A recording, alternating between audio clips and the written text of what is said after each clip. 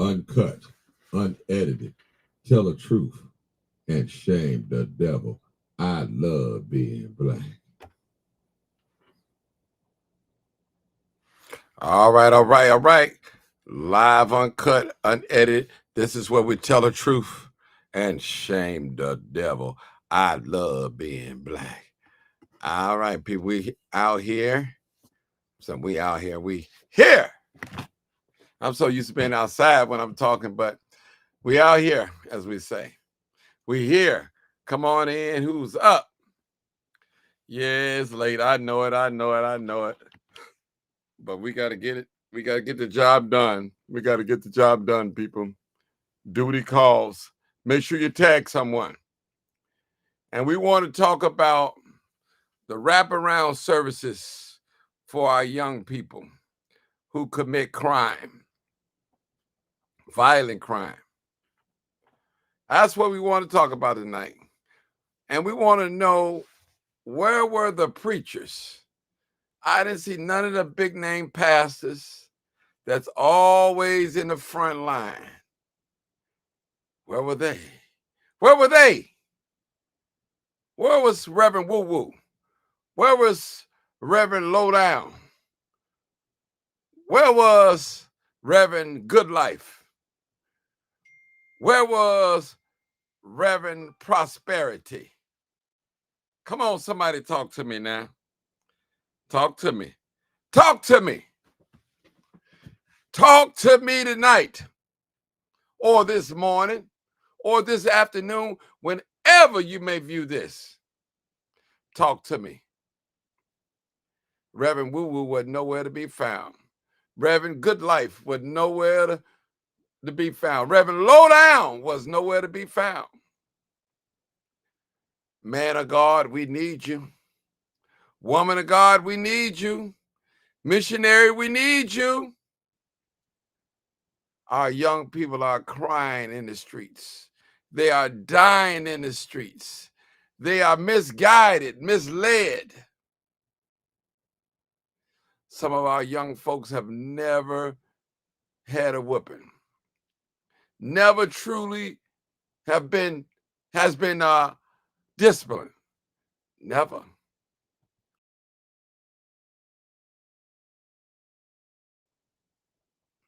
So we want to found services for our victims and perpetrators. Now, would money heal all wounds? It helps, but I would say no.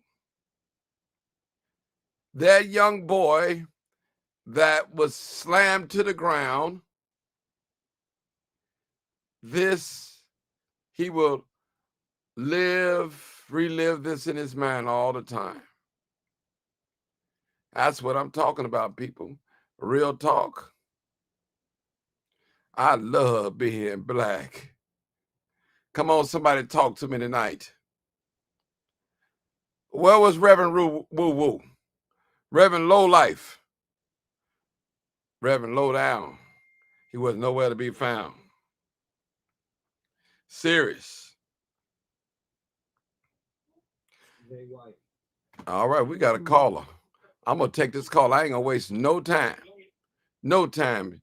Sir, how you doing? 219. Martin G. Johnson, what's going on? Yes, brother? sir.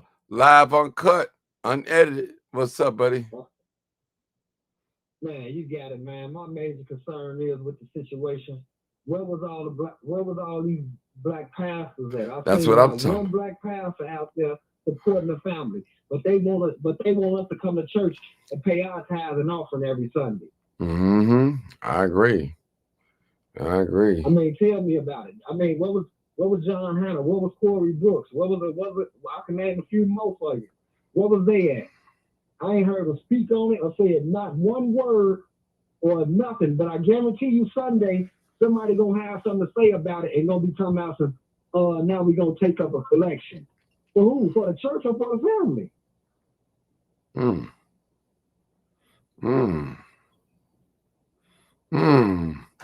Interesting, people. We didn't hear from Reverend Lowdown or Reverend Good Life or Reverend No Good or Reverend Woo Woo. They didn't show up.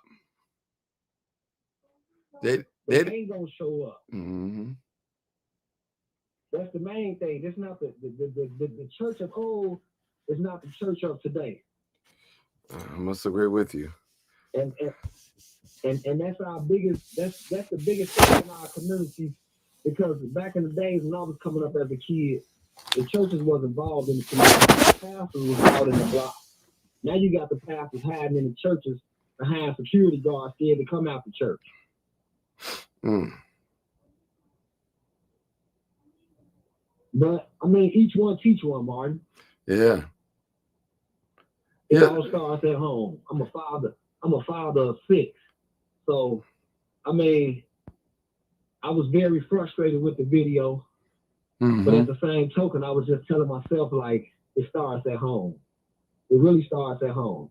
We got generational curses that's taking over our communities, our households, and all of that. So until we come together as one and realize that God is the key to everything, then we gonna stay in these same situations.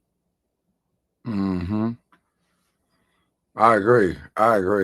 Now, go ahead, brother. Go ahead. And if we waiting on somebody to come save us, it's not gonna happen. It's not gonna happen. I'm gonna be point blank, period, honest with you. It's not gonna happen. It's not. You gotta look at it. I'm gonna give you the prime example. We living in new gentrification. If anybody don't know what new gentrification is, they transforming all the black communities, trying to get the white folks back in. I mean, I know it's not a race thing, but that's what's going on. They more concerned on letting us killing each other, beating each other, and everybody's scared, and they want to move out the city so they can all move back in. They raising the property. They try to raise the property taxes to run us out. So if the land, so 2026, everybody might as well get ready for their rent to go up, because guarantee you rent going up next year. Ain't gonna be no, the market is messed up out here, Martin. Mm-hmm. It's messed up. And the crazy part about it is we got so many black people in power that say they for the blacks and they ain't doing shit for us. Nothing. Mm-hmm. They take all our resources and put them in other places where they shouldn't be. I want to ask you a question. What is one of the biggest business that blacks own in these communities? Come on, these communities. The biggest business. Which business is the biggest black-owned business? Yeah. Funeral home. No. I can't think of no other one. You just talking about it. You just talking about it. Oh yeah, you know that. You listen. We are listen. If anybody don't know that the church has become a business, all right then. Then you lost. That's right. All right. Then you lost. All right. That's you. That's it. You're talking about it. All right. I'm gonna give you a prime. Hold on. Hold it a second. Hold it now. Hold it. The biggest black business in the black communities, are the churches. The churches are thriving, people. They're thriving. Look at our communities, full of churches. Reverend Nobody, Reverend Good Life, Reverend Lowdown, Reverend Living Good, Reverend Prosperity, Living Good. Pimping the people and the simple-minded people. Go ahead, my brother. Well, you can't even, back in the days, you can go to the church and get your light bill paid, your gas bill paid. Now you go to the church, they ain't got nothing for you. They ain't gonna do nothing but pray for you. I mean, yeah, prayer is a powerful thing, but I mean, the church's supposed to be there for you. You know what the church do, my brother? This is what the church do. When they need some money, hold it. When they need some money, they take up an offering or collection. When you need some money, they say, let's pray.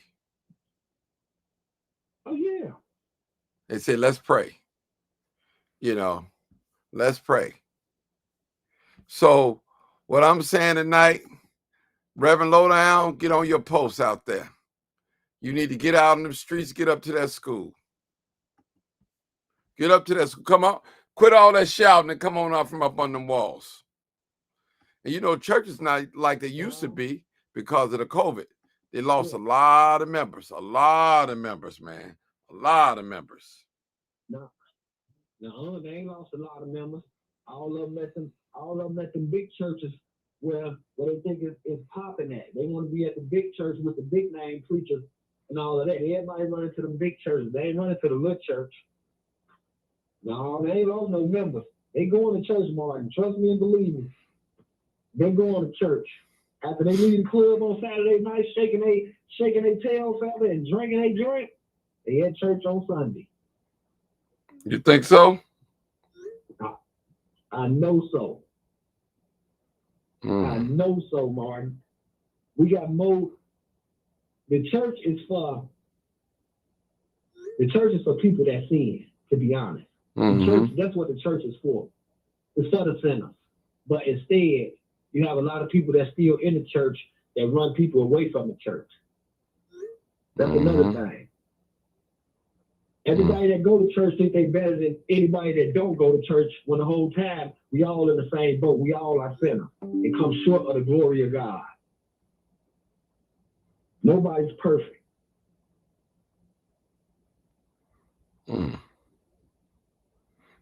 Okay. But some of these pastors are connected to the mayor and to the governor, but ain't none of them reached out and did anything. None of them. Now, if the money ain't around in their pockets, then they don't want nothing to do with it. Not to say that there aren't no good pastors out there and reverends out there. Now, you know, I'm not saying that, but it's hard. There's plenty of still good pastors out here, but they just older up in age and they don't want to be involved with all the riffraff. There's too much of a riffraff at their age to be dealing with all the situations that's going on. That's why the good pastors that's still out here, they really can't come out here because they older. They 60, 70 years old. Where these young pastors at? Oh, we got a lot of calls. Hold on, my brother. We got some callers. We got some callers, y'all. Okay. That's what I'm talking about. Yeah, they calling in. Yeah, they calling in now. You got. Yeah. 3268. Come on. Come on, 3268. Hey, Mr. Roosevelt, how are you? I'm doing good. I'll have to say something. Maybe I have a whole different opinion about this. I just feel that us as Black people, you know, whenever something happens, usually in a community, you know, you used to see, you know, this guy, Andrew, or whatever his last name is. From this, right, yeah, that's it. But now you see Donovan Price, you know, who's a minister. And whenever stuff happens with other people, you don't never see pastors and everything come up because it seems like Black people are the only ones to where anytime something happens, they always send out some kind of so-called pastor, or either, let's just say, politicians are making a run or whatever for office. They always go to the Black church. They don't never go to the Muslim mosque or the Kingdom Hall or the Hindu temple or the Buddhist temple. It's always Black people or Black churches, especially a whole lot of political big ones, that entertain politicians. And sometimes I have, I can understand, you know, what some of you all are saying about ministers being out in the community, but sometimes I have a little bit of a problem sometimes with that. Because, you know, sometimes when politicians get involved in stuff and coming out to churches and everything, sometimes it just messes up everything because politicians are trying to use pastors, black pastors, just to influence black people to vote on their side. But at the end of the day, I mean, a whole lot of the black pastors, they're not completely always for us. And the ones that act like they are, sometimes they're really not, or they're playing both sides somewhat against the middle, that sort of thing, because they're involved in that whole political thing. Because this doesn't happen to any other ethnic group except for ours. I've always wondered, why that was. But, and I'm 51 years old. The good Lord says the same, I'll be 52 in December. But no one has never been able to give me a good, straight, solid answer as to why that is, why politicians, all of this kind of stuff, they never show up in any other religion of any other ethnic background. Yet they'll always make a stop always at the black church. And, the black pastors and everything, they're interested in collecting money and all this other stuff. But it's for their own interest and just to be politically, in sync with more of these politicians who are pretty much all Democratic. It's just, I don't know, maybe I don't have the words. It just sometimes screws everything up to me sometimes. Okay. Well, thank you for that. We'll go to the next caller. Okay. Reverend Old Timer. Come on, Old Timer. Pastor, Elder. Yes, sir. Well, one thing about it, I'm glad the brother didn't say he didn't see nothing wrong with it, because, but he was kind of trending in that direction. That well, here comes the black pastor, here comes the black way up again. Well, I mean, yeah, I do see something wrong with it. That's what I was trying to say in a nice way. I thought I said it. Well, you did in one sense, but you didn't say you was kind of making it seem like everybody else can make it without the real, and that they don't need it, but but we need it. And no other religion and no other people do it. Well, that's what I'm saying. So you do see something wrong with it. So yes, because I'm just wondering, why is that always in the black community, but never for like nobody else and everything? Well, anytime something happens in their community, so that they just they speak for themselves. We don't have a Donovan Price and all this kind of stuff who always shows up at crime scenes or something. So to me, it seems sometimes opportunistic. To me, it's very sometimes to me it seems very disingenuous. It's not real. But you trying to say like the real been out there to be seen or something? Yeah. Mm-hmm. Or, it's kind of be, in other words, it's kind of be like another freaking Jesse Jackson. Or another or another Martin Luther King. I said it. Right. Yeah, so you got to be careful saying that, because you got to look at what people stood. Okay, they stood for truth. Jesse Jackson stood for truth. Martin Luther King. That's what you think. Okay. Well, all you got to do is go look at the tape. All you got to do is look at what they were fighting for. They were fighting for justice. They were fighting for truth. And Martin Luther King, Martin Luther King said, injustice anywhere is a threat to justice everywhere. But you got to believe something like that. You have to Martin Luther King, but Jesse Jackson not so much.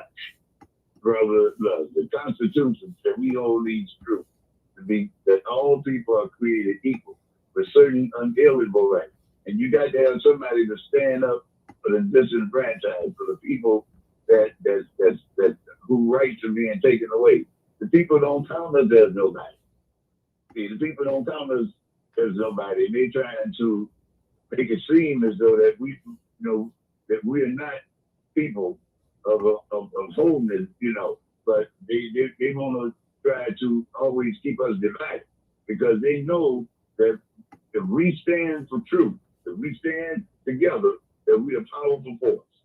They know that. And black people, it's strange, brother. I've said this on this show before, that we have the most power. We hold the power to the whole world. Black people do. Black people, when they vote, whoever you put in that office over there, you is sending a message to the world. And without the input of black people, brother, you just got a flip-flopping. I mean, look what you got over in the White House right now. Flip-flopping.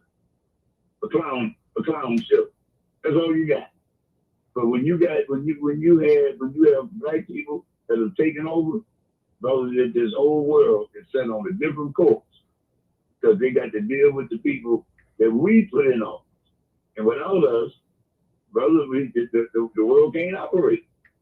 Now, we're a small minority here in the United States, and we're giving away our power with listening to people like you. If you don't listen, you ain't doing nothing. Yeah, but see, you ain't doing nothing but talking all and saying nothing. Excuse me? Can I interrupt? You heard what I said. Well, you're just nothing but a false prophet just talking. Yeah, but you got to prove what I'm saying is You're a false wrong. preacher. But you got to prove what I'm saying. Well, you can't prove what I'm saying is wrong. You're a false preacher. You sure can't do that. I'm just trying to tell you. You're a false preacher. So, brother, okay, now who put look, brother, look, let me tell you something. All you got to do is check the fact from the time that we have had voting power, we have controlled this whole world. This whole world has been controlled through black people. And if we act a fool, listen to people like you, and give them our power, brother, we ain't gonna have nothing. And we ain't gonna have nothing. You don't get it. You just have a research like I have. What research? I'm telling you the facts. I've read stuff that you haven't read and know stuff you don't know. Trust me. Well, I tell you what. Why don't you just take a quick minute and tell us about our voting power, then, how much power that we really do have. And without it, what happens? Chicago is gone. New York is gone. California is gone. Everything is gone. Without this black vote. And then sitting up listening to somebody like you, man, we ain't gonna we ain't gonna have nothing. We listen to what you're saying. Yeah.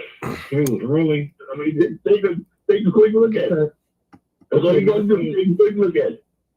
My thing, okay. I just got one question for both of you guys. What did Obama do for black people besides Obamacare? Absolutely nothing. There you go. Please tell me positively nothing. I'm a young black man, 39 years old. Please tell me what Obama did for black folks besides Obamacare. Okay. Nothing. Okay, listen, hold it, old timer. Tell the truth. Y'all hold it. Hold it. Hold it, y'all. Sir, we're not trying to make this into a political platform for this, but let's play on this video. Let me play this video because I'm not trying to get into this Democrat and Republican stuff, man.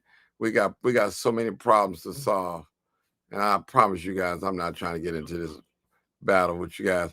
Let's listen to this young ladies. You said the word therapy because most people want to take the key, lock them up, and throw it away. No, they need therapy.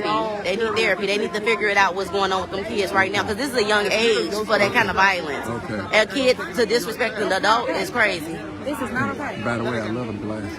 Oh, thank you. You know I know. I feel this is not okay. This is Shanice. I'm Shanice. Okay. We want intervention. Okay. We want to get the kids into some karate services with preferably Brother Anthony Muhammad behind the mosque at the dojo. We want her to have an FOID card. We want to do relocation services because they vandalized her home. And we want intervention services. We want these kids held accountable at the juvenile court. We want them evaluated. We want them assessed. Right. I want to ask you a question. So what wraparound service that you want the perpetrators to get? Now, we know what we want for the victims. Okay, for the perpetrators, they need to be held up to the standard of the Bible says that the law is for the lawless. Okay. They broke the law morally and physically.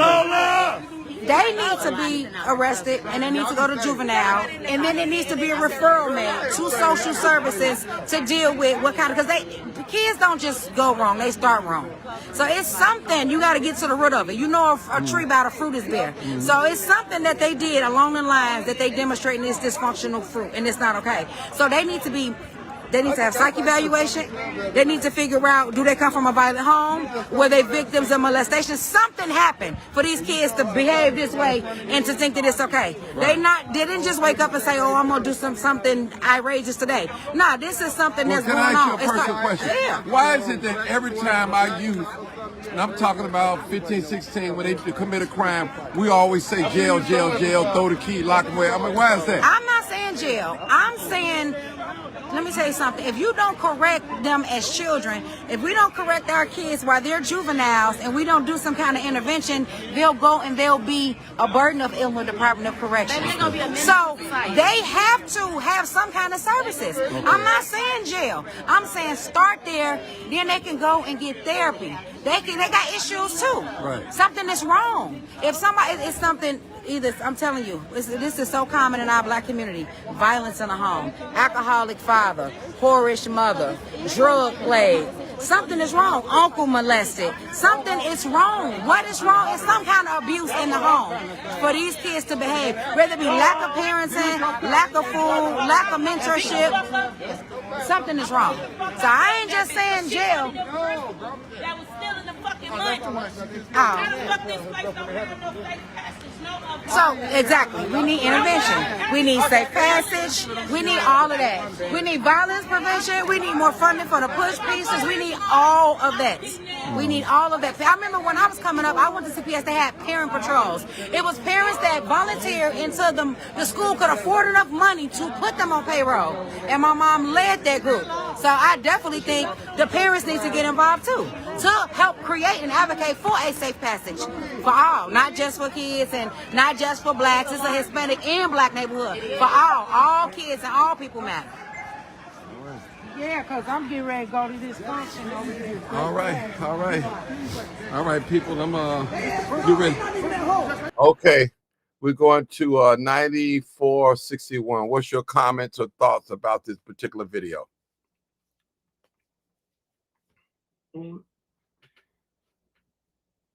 Hello? Hey, Martin, how are you? Hey, Mama House, First Lady, Hello? what's going on? I hear you. Go ahead. Hey. Hey. Okay, this other gentleman is on the phone talking. Okay.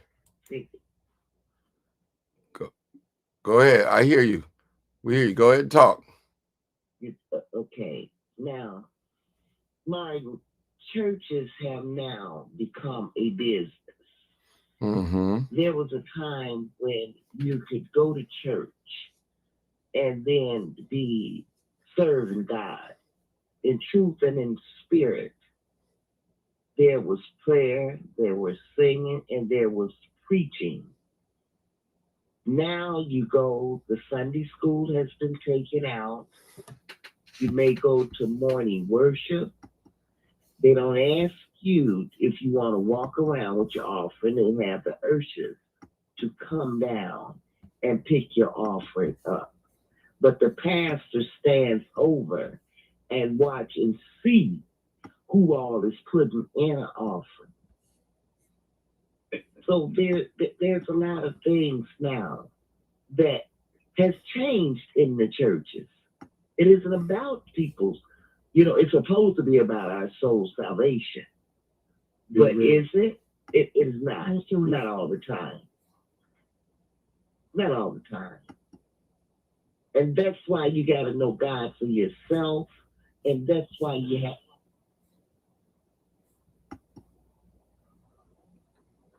Go ahead, Mama. No, I'm saying that's why you have to go to God for yourself. That's why you need to know how to pray for yourself. Because, see, you can't depend on no pastor because the pastor isn't going to always be around when you need him unless you one of them high-level tithing person or you're giving a lot of money. If you're not, you can forget it. You can forget it. But we're dealing in a society now for a servant and worship God. But it's different all over. All these churches are different. And as I said, I'm not taking it back. The church has become a business. Long as that pastor's car note, house note is paid and some food on his table, that's what it's about, baby. That is what it's about. My brother, you rattling paper. Okay. Okay, you said what, old timer? I have to totally disagree with that. I go to church every week, 3-4 times a week. I ain't never seen what she's talking about. You never seen what you talking about? What you're talking about? That's most of that you made that up. No, baby. No, sir. No. Minister. Well, I've been going to church. I got saved in 1981, and I ain't been back in them streets since then. Before I was old enough. Said anything about the streets, sir? No. I'm dedicated. I'm trying to tell you the dedication of the church. The church. I'm saying that churches have changed. Churches are no longer the way they. No. Do you have Bible class? Do you have prayer meeting Tuesday, Wednesday? Do you have choir rehearsal? Do you have Friday night service? Yes, we do. We have prayer on Tuesday at noon. Tuesday at 6 o'clock with the men. I'm trying to tell you, at 6 o'clock we have Wednesday night Bible study. We got Thursday night prayer with the women. We got Friday prayer at noon. We got Friday night teaching with the pastor. We got Sunday school at 9:30. We got morning service, and then evening we got YTWW in the evening. So we got no less than 4 or 5 services every week. Every week. And I've been doing that since 1981. Well, then you don't have no choir rehearsal, so you must not have a choir. Okay, that's where your church is set up. No, that's the way your church is set up. I'm saying to you as a man of God that these churches have changed.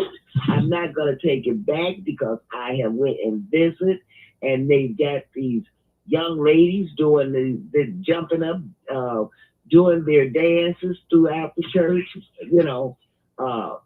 kicking up their legs and stuff. I didn't say all churches, sir. I said, I let you talk. I didn't interrupt you now. I let you talk. I said the churches have become a business. I'm not going to take it back. The word of God tells us in Malachi 3:18 to bring our tithes and offering into the storehouse so that there can be meat on the table. Okay? That is all. That these other $100, they ain't said nothing about anniversaries. They ain't said selling chicken. Ain't none of that is in the Bible. Okay? All the rest of this stuff, all this other extra stuff, curriculars that these pastors is putting on the people, it is not right. If you don't make enough money suffice to take care of a church, don't open the door. Don't open the door. Because the word of God tells us to come as we are. Come as you are. There's a lot of wounded people.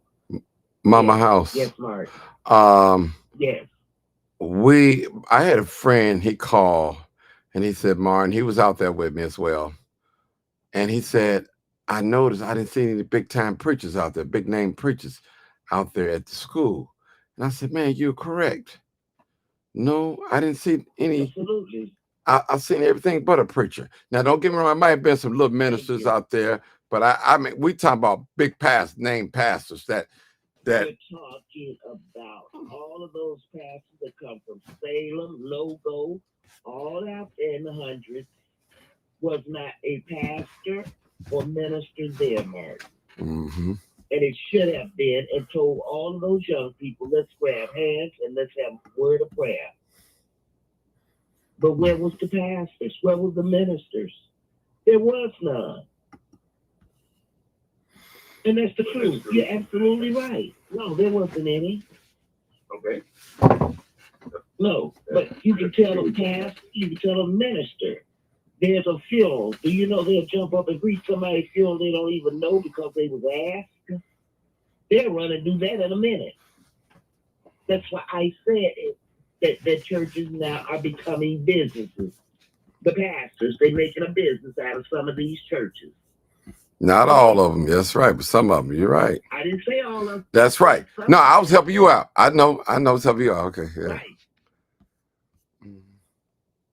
And okay. Well, I mean, it's got a lot of work to do. You're right. I mean, you're right about part of it, but through human error, they got to try to, with these type of things, you have to bring it out at the time when you get a chance to confront and say, hey, I didn't see no real out there the other day, but and it left the people out there to fend for themselves.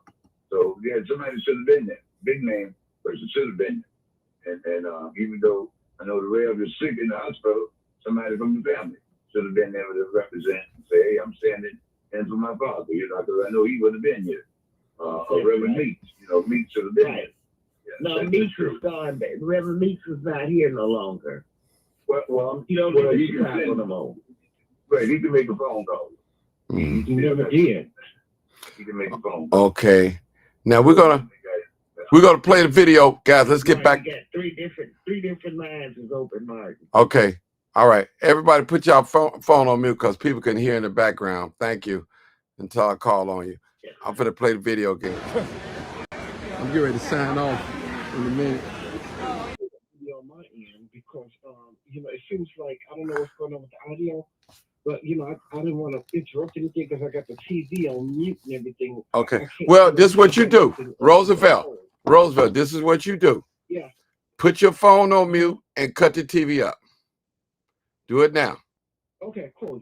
Okay, I'll do that. That way you can hear it. Okay. All right, let's watch the video again. You said the word therapy because most people want to take the key, lock them up, and throw it away. No, they need therapy. They need therapy. They need to figure it out what's going on with them kids right now because this is a young age for that kind of violence. Okay. A kid to disrespect an adult is crazy. This is not okay. By the way, I love them glasses. Oh, thank you. You know I know. I feel this is not okay. This is Shanice. I'm Shanice. Okay. We want intervention. Okay. We want to get the kids into some karate services with preferably Brother Anthony Muhammad behind the mosque at the dojo. We want her to have an FOID card. We want to do relocation services because they vandalized her home. And we want intervention services. We want these kids held accountable at the juvenile court. We want them evaluated. We want them assessed. Right. I want to ask you a question. So what wraparound service that you want the perpetrators to get? Now, we know what we want for the victims. Okay, for the perpetrators, they need to be held up to the standard of the Bible says that the law is for the lawless. Okay. They broke the law morally and physically. They need to be arrested and they need to go to juvenile, and then there needs to be a referral made to social services to deal with what kind of, because the kids don't just go wrong, they start wrong. So it's something, you got to get to the root of it. You know a tree by the fruit is bare. So it's something that they did along the lines that they demonstrating this dysfunctional fruit, and it's not okay. So they need to have psych evaluation.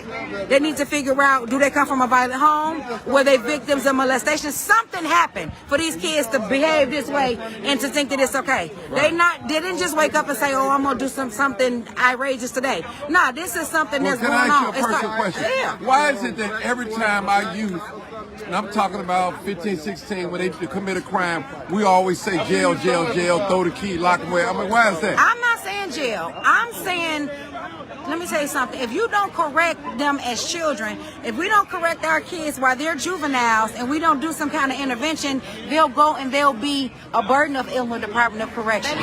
So they have to have some kind of services. I'm not saying jail. I'm saying start there, then they can go and get therapy. They got issues too. Right. Something is wrong. If somebody, it's something. Either, I'm telling you, this is so common in our black community. Violence in the home, alcoholic father, whorish mother, drug plague. Something is wrong. Uncle molested. Something is wrong. What is wrong? It's some kind of abuse in the home for these kids to behave. Whether it be lack of parenting, lack of food, lack of mentorship.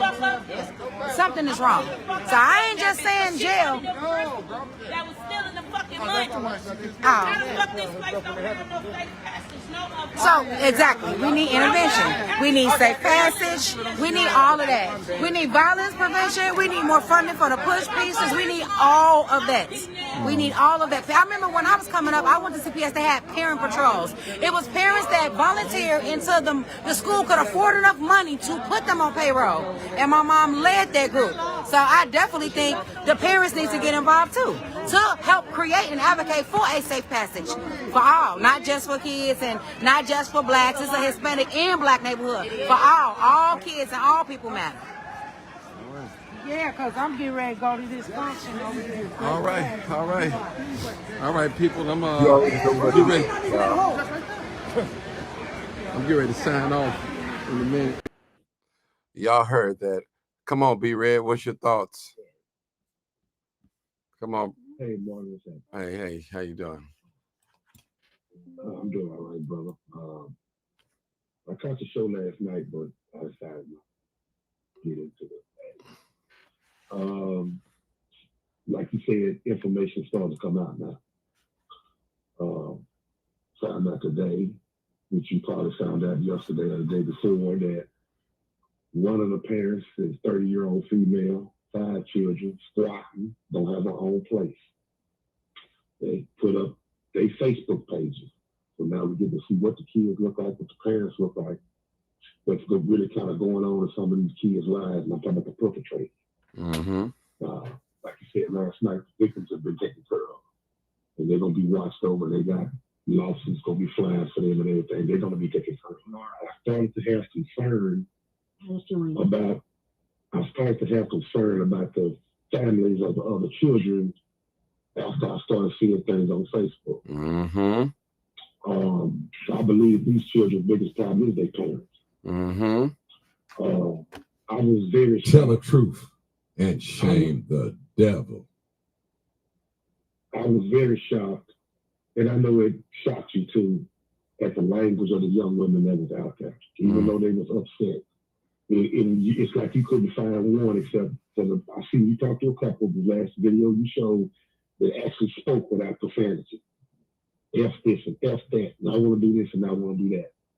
Videos coming out today of 10, 15 people standing out in front of these people's home. Grown folks. That's not, and they don't come over there to help. They come over to the box. Mm-hmm. And no child, even though that they did wrong, should ever be subjected to adults turning on them like they would. Because they don't do this when they people get shot. Their kids get shot. It ain't 100 of these folks around Tell the there truth trying to knock on doors and and shame find out the devil. who shot their son, or your son's carjacking and robbed in the neighborhood. You'll kill if somebody say one word against her. Because now I'm starting to notice a trend. There's a lot of females starting to get into this felonious behavior now. Like that video, the girl had the video shoot. And all of a sudden, it's a bunch of girls shooting the video, and they had to let the whole world with their lesbians and down with lesbian type behavior. And they down with the guns and the drugs and the drugs and the fighting and the shooting as well as the taking in.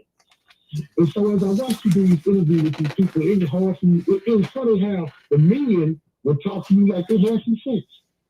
They wasn't using all of that profanity, even though a few of them let a few of the F words slide. But it's like every female you talk to, I was like, I'm surprised he even did edit this out because they were doing so much cursing, they couldn't get their points across.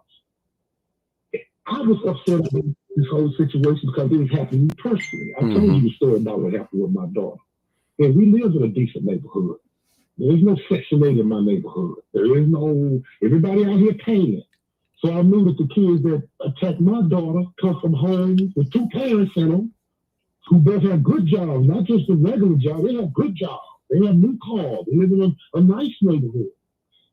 And this type of behavior, this has got to stop. And so when I started feeling really bad about how I was feeling because it affected me personally because I've been through it. I don't know if you've been through it or not, but I've been through it. There's nothing more horrible than to get a call from neighbors. School didn't call us. The neighbors called us and said these kids are chasing your kids out of school. The whole street is shut down. They got police everywhere. Your daughters, your son, everybody out there fighting. We ain't been in the neighborhood 3 months. I'm moving out of that type of an environment. And so I thought I was moving to a better environment so they could thrive. But they bought that same ghetto street crap from where we was coming out of now. And so it ain't even when you switch the environments, some of our kids still act as if they living in the jungle. And so when they started putting up the Facebook, I got a chance to see what the parents look like. Tattoos. Way more tattoos than a woman should have. Exposing their bodies on Facebook. Then they started reading some of the posts, how these women talk. One of the ladies basically challenged the whole world. I don't give a F about this and that. You come to my house, pull up. It's the whole nine. She ready to get in. And so I was like, do you know how much danger you in?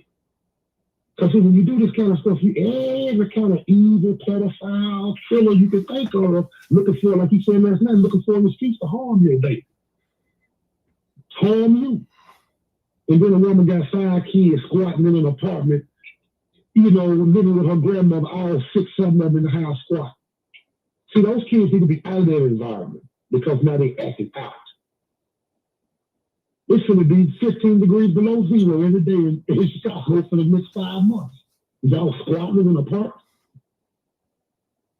See, this is what you were talking about. This is the help that they see. These folks need basic help. Shelter, food, supervision over their children. And see, look at what they have opened up, all these CPS cases. So if you think CPS bought the B team down there, no, so they didn't. They bought the A team down there. They bought the supervisors, the lawyers, the folks that will take your kids from you and put them in systems that they're supposed to be better, but they're not. This is a horrifying situation now. And I didn't speak on it last night because I wanted to hear what everybody else had to say because I don't live there. But I've been there. And yes, all of these people need help. These young women with these children, they're overwhelmed. Way overwhelmed. It's beyond their control. And I'm looking at them with $300 nails and $500 hair. But the little boy, the picture they put him up in Facebook, he's in there with some tennis shoes that look like his feet is touching the ground. That kind of stuff don't make sense. That don't make no sense. They say one of the mothers is a drunk and a pill head. I don't know that, but that's just what's been said. All of this stuff looks bad. And then when your kids act out of anger because of their frustration that they see other people's kids, kids ain't stupid. They can go to another person's house and see how their mom and daddy living. Their house is clean. Their house is not full of chaos. The dad treat the mom good and the family well from what they can see. And then they go home to roaches, darkness, candles burning because they don't have electricity. Y'all living off of rainy on and bologna sandwiches. I've been there. Brother Martin. But I'm going to land this plane and y'all go ahead and finish our conversation. Brother, I want to come. Hold on, ma'am. Hold it. I'll come to you shortly. Okay. All right, put your phone on mute. I'm going to call you about your first 3 digits. Okay. Brother, Red, I appreciate those words, man, because from day one, brother, I said, do not go up to those school and try to put your hands on them young people. You're going to go to jail. From day one that I started talking about this, it's documented. And they said, well, Martin, you just taking up for these little bad kids. That's what you just do. No, I'm not doing that. And the brother just said it so eloquently. Yeah, mute your phone, ma'am. I'll be at you in a minute. Thank you. The brother just said he looked at. I said, mute your phone. The brother said he looked at one of the young boys' feet and looked like he was on the ground. His feet was on the ground. So now he said something very important. He said the victims are well taken care of now. Let us focus on the perpetrators and getting them some help. You got one family that's squatting. And a lot of times when you're squatting, sometimes you don't have no hot water. Sometimes you don't have no water. Sometimes you don't have no lights. You got to do what you got to do. And my heart goes out for the victims and the perpetrators. And anytime you see grown folks at people houses, and they're not coming to them people's houses to pray with them. They coming there to do bodily harm. And we got to be careful. Be careful. Okay, Marcus, Then the new caller. Come on, Marcus. Marcus, come on. I'm listening to you. Come back to me. I'm listening. Okay. All right. Eric code 973. Hello? Yes, you are online. Hello. Good day. How you doing? Brother Martin. I'm good. My name is Mitos. Hello? Yeah, I'm here. You listening? Go. Yeah, my name is Mitos, Brother Martin. I am always watching your video, and I'm happy to hear from you. I am from Philippines. Keep it up, Brother Martin. Go ahead. I'm listening. Go ahead. Keep it up, Brother Martin. Can I what? Tell the truth. Tell the truth and shame the devil. That's right. I'm happy to see you all the time. I love being being black. Brother Martin. Yes. Yeah, we love being black, but I'm Filipino, Brother Martin. Get it up. Do what you want to do. Tell the truth and shame the devil. Okay. Thank you, Brother Martin. Thank you for calling in. Keep watching. Keep watching us. Keep watching us. You'll learn a lot. You'll learn a lot. Just keep watching. All right. All right. Thank you. Thank you. Thank you. We're gonna go to the next caller. Okay. Come on, Marcus. Marcus. Mark. Yes, sir. Listening. You still listening? I'm gonna press call for the next one. Oh, okay. All right. And see, people, you never know who's listening in. A lot of people, they want to know how we think. They want to listen to what we have to say. There's a general concern. Absolutely. Absolutely. And they trying to figure in their mind, Mama House, First Lady, I call you both of them. How is it these black people are doing what they're doing? You said, well, Martin, what are you talking about? How are they so successful in a sense? All the guns are dropped in a community, the bad foods, the bad water, the drugs, and all the bad politics, and they seem to somehow come out through the smoke without being smoked on. No smelling like smoke, if I may use that. It ain't nothing but God, Mama House, and nothing but God. Nothing but God. Everything that the white man has thrown at us, we have fought it and still fighting to the present day. Yes, yes. We're going to be fighting until we close our eyes in death. Some of us don't know how to fight. We look at white people and we think that they got it so easy. Oh, I wish I was white. I wouldn't have none of these problems. Now, Mama House, and I'm going to say this, white people, their face is on the money. They control the money. They control the economy. They control the laws. They control politics. They control the education and all the resources. And somehow they seem to still not be happy. Thank you.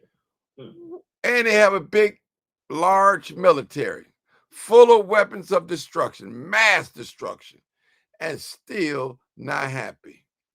Not happy. Something ain't right with that picture, people. No Jesus, Mike. No Jesus. That's no it. Jesus, Mike. That's it. No Jesus, baby. That's it. They don't believe in that, Martin. Don't be fooled. Don't be fooled, people. They don't believe in God. They can't. There could never be a time, I'm sorry, but man, there could never be a time that you claim to love the Lord as much as they do, in generation after generation. You generate more hatred, more evil, more despicableness. They can eat with us, go to school with us, and they'll still turn around and tell us that they hate us. They show us, not just tell us, but show us that they hate us. They indifference. It's like, unless you somebody famous, they don't have anything to say to you. If they can't use you, they don't want you. And this situation going on with these kids, it's horrifying. the scene that we saw, just horrifying. And I know I was feeling some kind of way. I really was, and I know a lot of people on this air are feeling some kind of way because we're just children. Ain't supposed to attack adults. That just rubs black folks the wrong way. I'm sorry, that's the facts.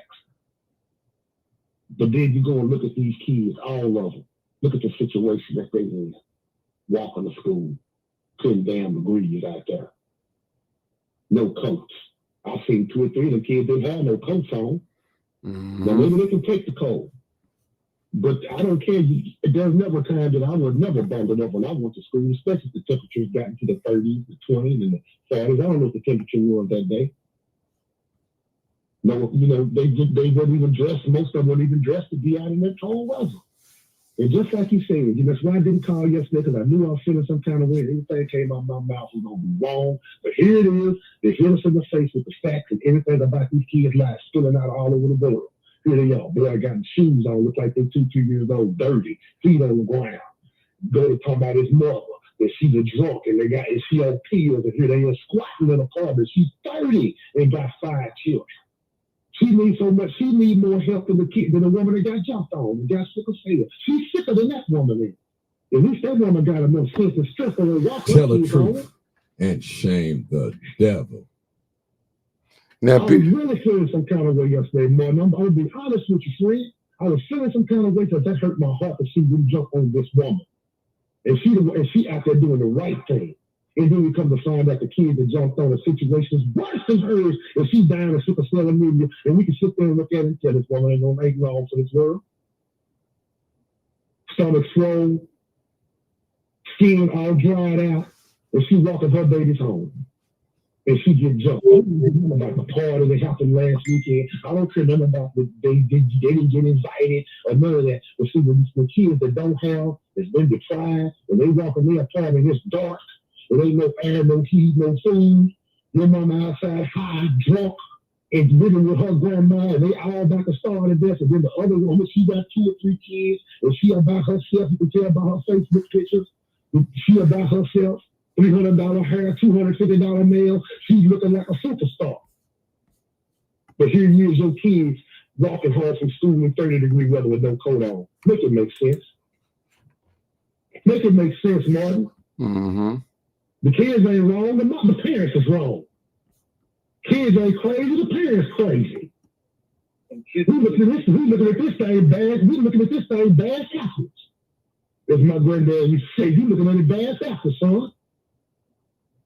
The kids were just a symptom of the disease. The disease is the parents. Sitting up there, mother couldn't get a straight interview from half of them because they want to cuss and ask about their food, but none of you were there with some groceries. How about you go over there and pay this woman a light bill? How about you go over there and find out what's really going on? Now, y'all going to go over there and fight. You're going to jump on some kids. And when a little girl apologized on Facebook, that was enough for me. That was enough for me. She didn't have to cry and ask no food. She just apologized, said she was wrong, and she shouldn't have done that. And she was there with her mom and her aunties, and they were sitting up there taking her so they know she got support. But she's not going to do this again. This has been handled. Those are parents. I'm done. She's fine with me. Whatever little court case she got, they can get some help out from there too, because that mama mind is messed up. It's about her. She's still trying to catch a man. But you can sit up and look at the rest of these kids up there starving to death, man. They're sickening. They're sickening. Mm-hmm. The only thing they got that they can use is violence. It's violence. So how about we all get together and we go over there and see if we can help this woman get some lights on in their apartment? How about somebody with a little money go over there and pay their rent? How much is rent in those apartments over there, Martin? Ain't they Section 8? Ain't they projects? What could the rent be? A couple $100? Y'all sitting up and looking at kids that are dying slowly.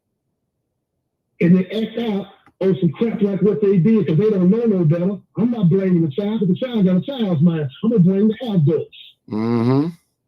How come you wasn't walking your kids home from school? You ain't doing nothing else?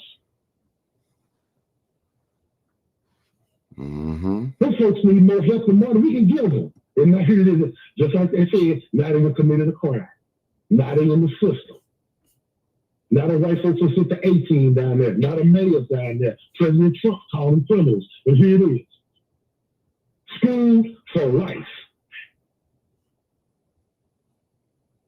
Please, with somebody go to old timer. You a pastor? You should know what to go down there and feed them folks. Don't let me get the woman lights cut off. How about you do that, Shepherd? He ain't gonna do that. I don't want to hear that talk about. I don't want to hear that talk about how y'all singing. I don't want to hear that talk about how you singing and praying. That's helpless. Go down and help us, brother. You see some people. Take some of the members who got a little money. Go pay a rent. Go talk to the manager's apartment. Say, man, we got this. We're gonna cover her rent for 6 months. We got a car full of groceries out here. We can get these kids fed. We got some clothes. Come on, Shepherd. Do your job. I don't want to hear nothing about the commentary. I want to see the action. I'm sorry, man. Go ahead now. I ain't got Brother. I mean, the church does help. That's why don't help them, Pastor. I don't want to hear all that. Don't help them, Pastor. They need help right now. Shepherd, get down there, get your staff, and your company, go down there, load up the cars, and go get them kids some food and some clothes. I don't want to hear nothing else you got to say about none of that. Do your job. Well, see, but another time, brother. Just like you're talking to me, take up the phone, call your deacons, and get over there and help these people because they need it right now. Brother, what I'm trying to tell you, your first line of defense is the city. The city is your Here we go. your taxes. Here we go. Here we go, Marvin. I ain't got nothing else to say, brother. I'm telling you the truth. Brother, it's in the word for you to do what you're supposed to do, Shepherd. At the time when you can do it, right? Oh, my God. You can do it now. Marvin got the addresses. Marvin got the address of these people. We do it all. The church helps Pastor. Marvin got the address to these people. Shepherd, get your staff and go down there and help these people. Pray for them while you get with some groceries. Pray for them when you go get the girl lights cut off. You ain't gonna do that. That's your business. Trina. That's God's business. That's your Do that. And preach to me later. Come on, Trina. I ain't getting no raggedy girls tonight. You know what I'm saying? What are y'all talking about? Well, if you hold on. If you don't know what we're talking about, I suggest you don't comment right now. I do know what you're talking about. Okay. Why do you feel the need to assist the kids who is out there attacking people? Answer that, B Red. Why do you feel the need to do that? Hold it. Let him answer that. Hold it, Trina. Answer that, my brother. Or you need me to answer it? No, because they're children. Thank you. Those children are suffering. Forget about the mama. Think about the kids. If them kids could go out and get a job and work, they wouldn't have probably been doing things for them. Yeah, they did wrong, and they gonna be dealt with. Trust me. CPS already been there. They didn't bring the B team, babe. They brought the A team. That's the lawyers, the prosecutors, and all those other psychologists and everybody else. They brought the supervisors over there. They didn't bring the talks over there. They brought the real deal over there. Okay. Help the kids. Don't worry about the mama. Help the kids. Don't worry about the mama. Help the kids. Help the kids. Help the kids. They do nothing about that. They do nothing about that. Well, don't. Now you guys are here. These old people. Don't. Ain't nobody ask you for nothing. I'm talking to the pastor. They ain't talking to you. Who kids ain't did nothing. That's homeless. Do you know about them people? There's plenty of people out here who kids ain't did nothing wrong. That's homeless. Go find them. Go find them and help them then. Don't talk about them. We do enough of that. Keep coddling criminals. And when you out there paying her rent, she got 5 kids and squatting. She working on the 6th. That's why she ain't picking up her kids. Because she out there trying to make the baby number 6. You understand what I'm saying? Yeah, I do think I understand you. I don't get emotional and caught up in the bull crap. I seen this baby get jumped on, right? And then all of a sudden we see a baby daddy come out of nowhere. And they want me to believe that this man done been in the house and he was at work, but this lady been getting harassed for over 2 years. According to her, oh, we don't know if that's factual or not, Trina. So just slow down. We don't know if that 2 years is factual. Have no paperwork been produced to the public. So we just going. We take. Okay. That's what was said at the school. Roosevelt. No matter what was said, that hold it, Trina, hold it. Let me just say this, and I promise you, I'm gonna let you talk. The brother said it clear as daylight. The family, the victims have already been taken care of. Plenty of resources. All of that. Now let us redirect our energy and help those little children that's squatting. I don't see nothing wrong with that. I don't me personally, if I see a young person feet on the ground, and if I got some shoes, I'm giving them to them. Period. I have done it and still would do it. Regardless of what they've done. Regardless. They're going to get dealt with. But can we extend a hand of mercy, a hand of kindness, some motherly compassion to this family that's squatting in this apartment? Hold on. Low income apartment. Regardless if she working on baby number 6. And I'm a firm believer that God don't bring no mouths here that he won't feed. Trust me. And one thing I know about God, he give every man and every woman 24 hours, the same amount of time. I don't care if you're rich or poor, good or bad, right or wrong.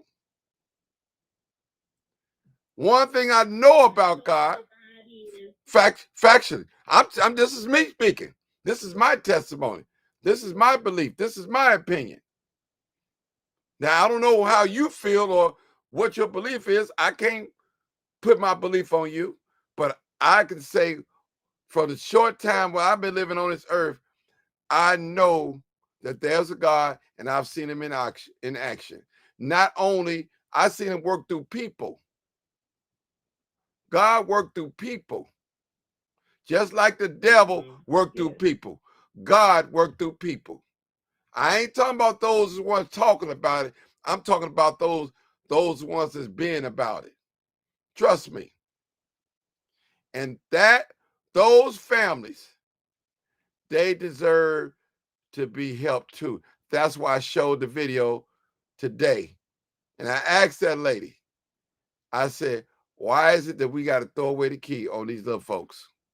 That's all I'm saying. It's not a matter of coddling criminals. Hey, this platform that y'all on tonight, I wasn't always like this, Brother B Red. 5 years of my life, I sold dope. That means I destroyed families. I destroyed communities. I gave people addictions. I did that. Now, what if somebody gave up on me? It wouldn't be no live, uncut, unedited right now. You guys wouldn't be on this platform with me. You'd probably be with somebody else. So I'm not saying that I've always been perfect. Now, do I have a criminal background? No, I don't have a criminal background. Am I a felon? No. I'm a felon. I just didn't get caught. I'm going to put it like that. I'm a felon, but it just ain't on paper. But I'm still a felon. The difference between me and another felon, he got caught. I didn't get caught. In God, I say, I'm a felon. But I'm going to tell y'all, listen, y'all sweet, loving, God-fearing people. And if people can't see God through you, something is not right. Now, y'all talk all this God stuff. God is good, the Lord is good doing that. But you can't extend a hand of kindness. Show mercy. Something ain't right. Something ain't right. Martin, can I say, you sure can. Sometimes I guess for me, I get what you're saying, I guess sometimes for me, and maybe I'm wrong because I'm open enough to admit I could be wrong. But I guess for me as a person, it's a little bit harder. Because, me and you and something, we have personally actually talked. And I've told you about like certain things I had to deal with being disabled. And being like, the victim and her family, having a mother and father with a disability and being treated differently because I was. So when I saw that video, it only brought everything back to me. So you think that happened to that woman? Stuff like that happened to me individually as a student every single day when I left home from school.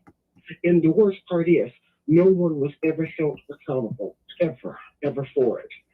And so it's plus, and I just believe, you talk about the children, and I just believe at that age, you still have a conscience.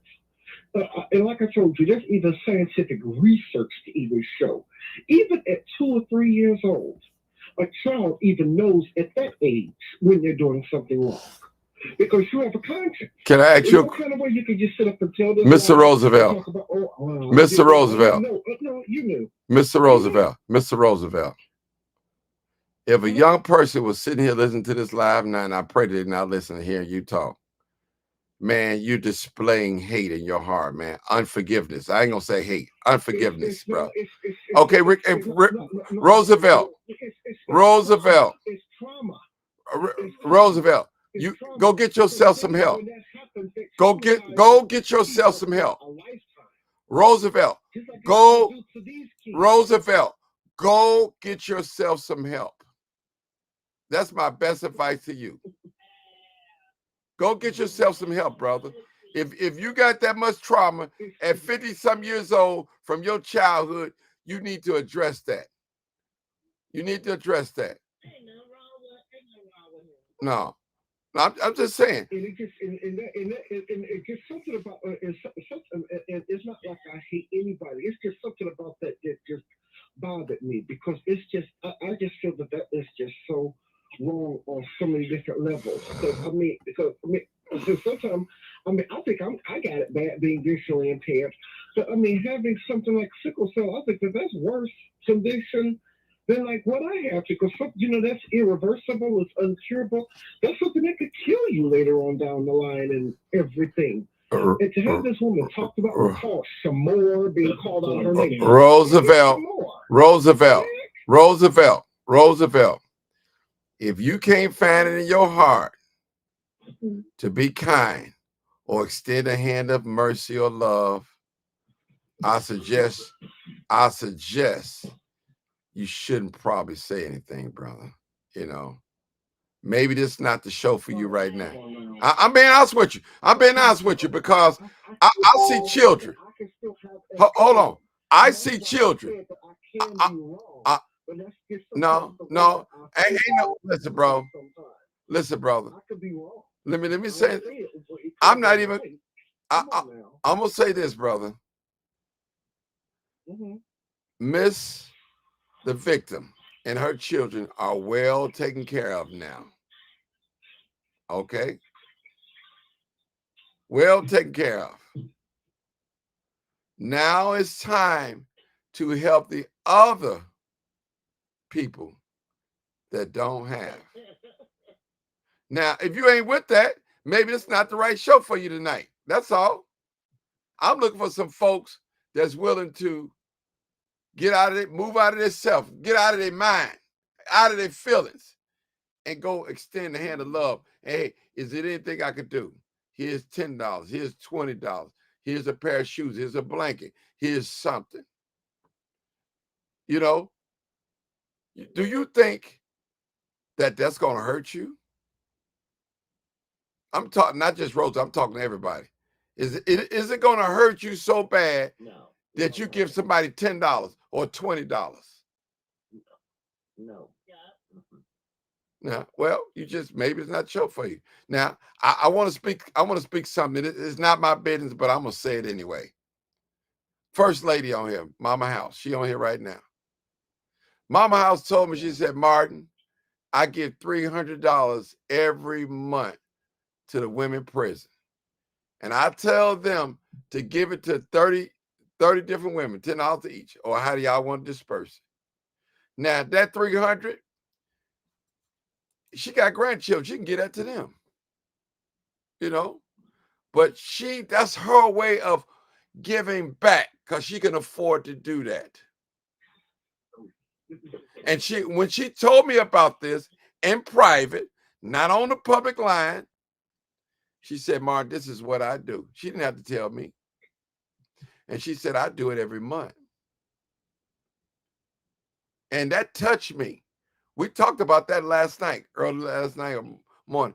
This is what she told me. She didn't come on the Live Uncut line and brag about what she was doing for people that's incarcerated. Because Jesus said, when I was naked, you gave me clothes. He said, when I was hungry, you fed me. When I was sick, you visited me. That's what the book said. And the man, first of all, when you have done it to these least ones, you have done it to God. Trust me. That's not wrong with. See, some of us, we can't find it in our heart to do good to other people. So we're gonna have to find a soft spot in our. We're gonna have to ask God to break up that stony ground in us, to God. It's real easy, Trina, Mama House 214, to love people that love you. Mm-hmm. It's real easy to be kind to people that be kind to you. But the test, the test is, can you be kind to people that you don't even know? You don't even know, baby. Hey, Martin, can I say something? Come on, brother. On everything, Miss Trina, I feel the same way. I saw something different when they started posting these kids and posting the parents. What I'm telling you is, these kids don't get dealt with. That's a fact. CPS was at their house yesterday. Martin will tell you that. They don't get dealt with on their criminal activity. They are. And I spent 5 minutes saying that the kids did what they did. They don't get dealt with. But the problem is the parents. And I feel you. No, I wouldn't want to give that help for nothing. Because she ain't doing nothing to do what she's supposed to do to take care of something that's supposed to be closer to her than anything in this world. That's facts. You ain't wrong about that. Me and you ain't got no disagreement on that. This is why I feel how I feel. Okay? I got a heart failure. Okay? Let me be straight up with you. So when I need something, I go out there and I work for what I need.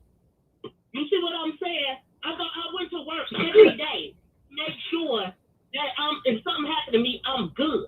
Marcus, come on. They bad. They sit up there. They talk all that stuff on Facebook. They got all that energy. They able-bodied women. They can Uber. They can walk and DoorDash. They can walk downtown and Uber Eats and drop off people's lunch. What makes that? Let me tell you what the Bible I read says. And I've never seen a righteous forsaken or begging for bread. I ain't seen the cherry pick Bible verses. I'll tell you how I survived because I've never seen the righteous forsaken or begging for bread. Ain't nothing wrong with them that they can't get out there and work. Plain and simple. And I'm just saying here, and I take pictures to make extra money. Okay. Can these 11, 12, and 13-year-olds go deliver it Uber? I'm talking about the kids. I'm talking about the kids. I'm talking about the kids. Can I jump in? Go ahead, Martin. Tell them we're talking about the kids. First of all, we're talking about the kids, people. Come on, Marcus. Come on, Marcus. Hold it, Trina. Hold it, Trina. Come on, Marcus.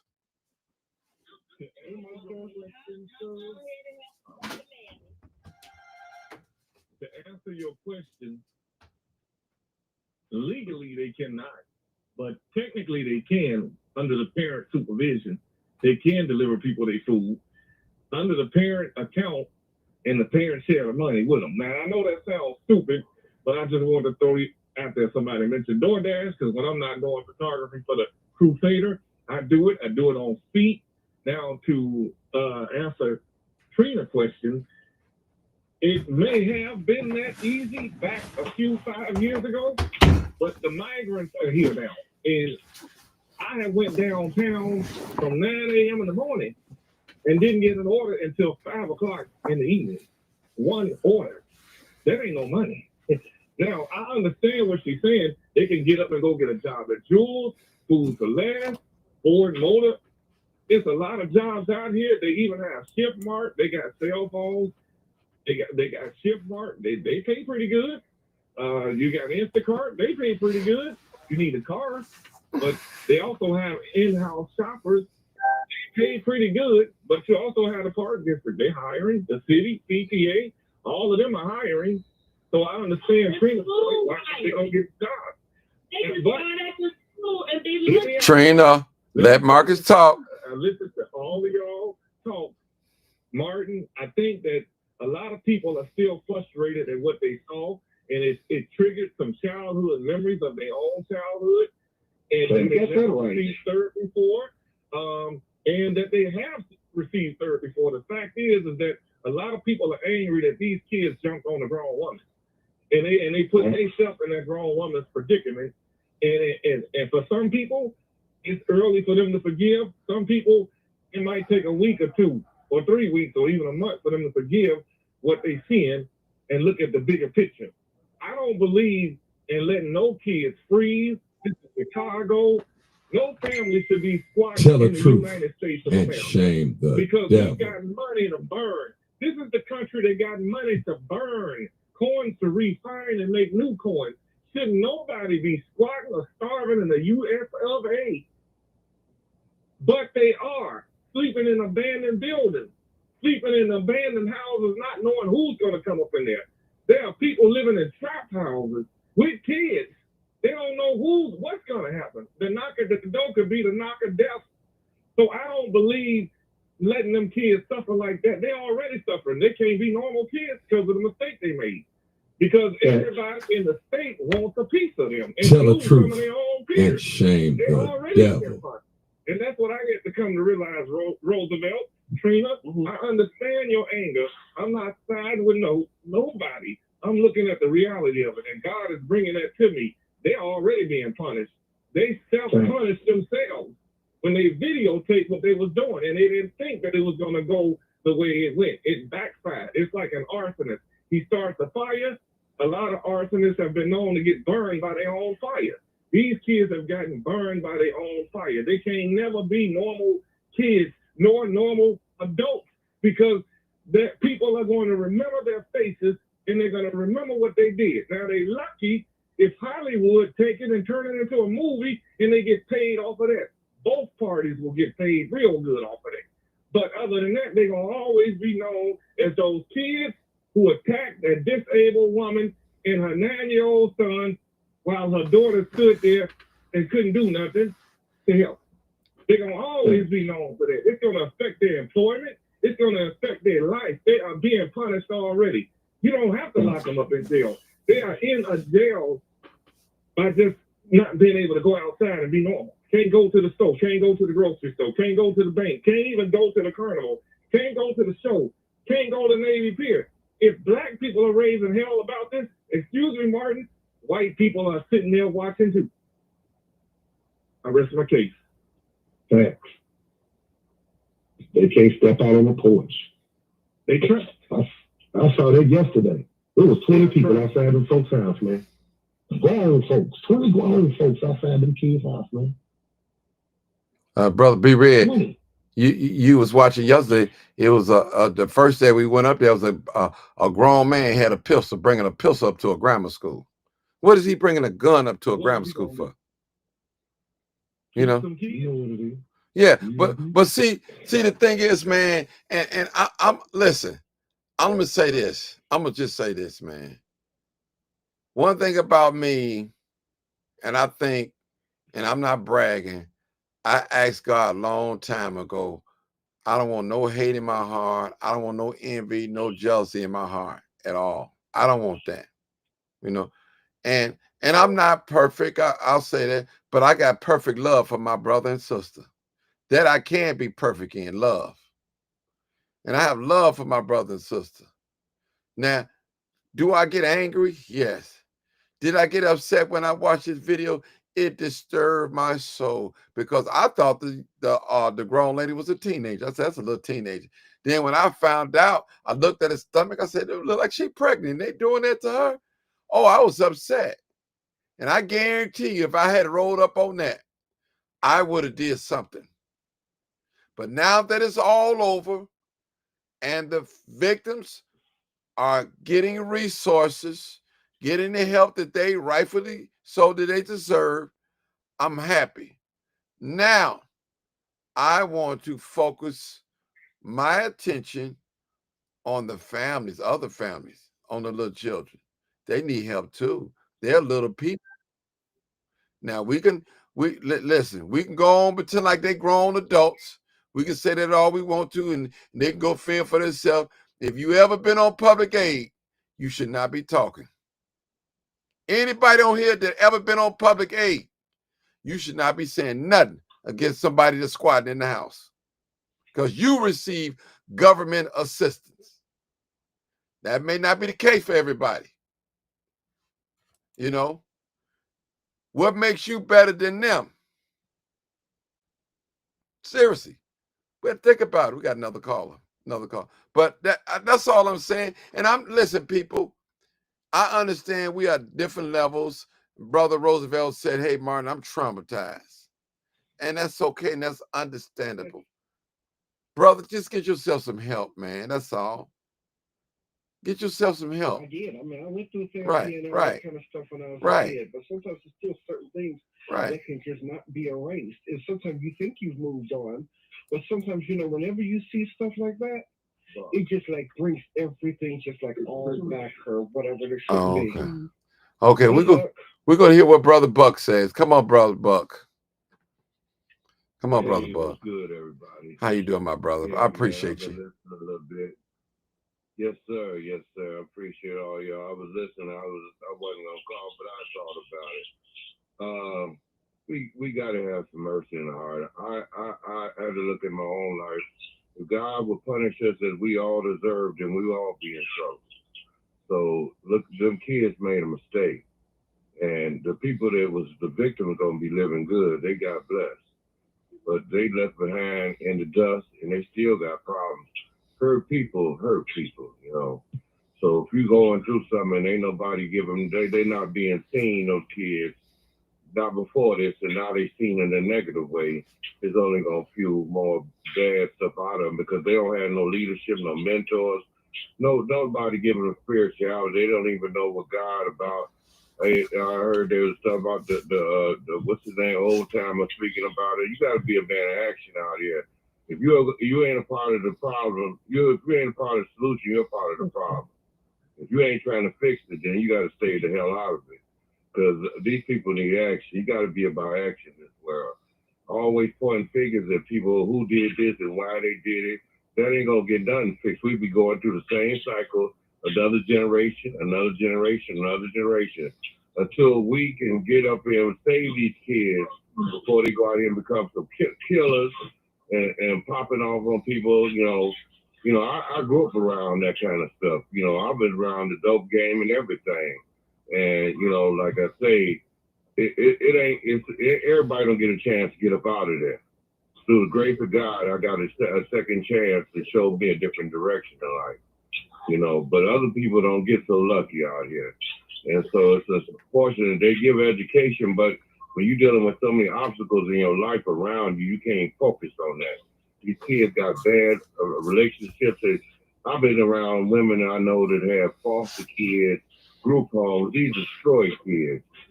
Girls living in trap houses at 12 years old out here, and they become a foster child out here because their parent is out there strung out on drugs. And you look at the situation on this kid, it ain't gonna get no better for them unless people on the outside show them some love. I mean, ain't nobody perfect. everybody without sin can cast the first stone. Sin is sin. You can lie, you can steal, you can kill, but it's all sin. So, like I say, when we judging people, everybody pointing fingers at people. But when you look at that, you better be careful how you look at that, because about 2 or 3 gonna be pointing back at yourself. So unless you about loving somebody and trying to embrace them and trying to lift them up instead of pushing people down, you know, you gonna be until you hit rock bottom in life. You don't know what people going through, and like people that can talk about people not having nothing to eat unless you've been hungry, you don't know how that feels. Unless the only person gonna help you if you got a drug problem is a person that been on drugs. If you got problems with everything you need is a person that experienced things. When you don't never been through nothing, it's hard for you to comment on stuff unless you actually to be a sinner, you have to be a forgiver as well. You got to be able to forgive as well, because we've been forgiven. I've been forgiven. And so unless you're able to sit up there and cast aspersion on everybody that's wrong in life without trying to give us mercy every day. Because we don't deserve none of this. But God gives us every day for a second, third, fifth chance, and we still got to take advantage of it. So I would say try to believe in everybody, no matter what their situation is, and point judging people. And God is the only judge in this world. So when people want to judge, okay, the judge, the jury, and everything, you gotta respect people and know they got a problem. Kids don't become this way. Even racists don't become racist unless they see racism in their house. Poverty don't give you no help to to look at a positive way. I seen a video years ago when kids, the man walked to some brothers in the hood, asked them, say, "What you think about Jesus?" I ain't think nothing. They say, "I ain't think nothing about Jesus unless he gonna give us some money." So people only look at things that's real, they can touch and feel. The stuff that them kids need is somebody to come out and, to come there to them and give them the same love. No matter, people don't say they don't deserve it. None of us deserve it, but God gives us love anyway. So everybody deserves a chance and some love. So I wouldn't kick nobody down the stairs unless you're willing to, stay down there with them. If you don't know how what the people going through out here in life, you just got to be patient and show compassion out here. And I'll leave it at that, man. God bless all. God bless you, brother. We're going to next caller, 4873. Turn your volume down. Turn your YouTube or Facebook down, caller.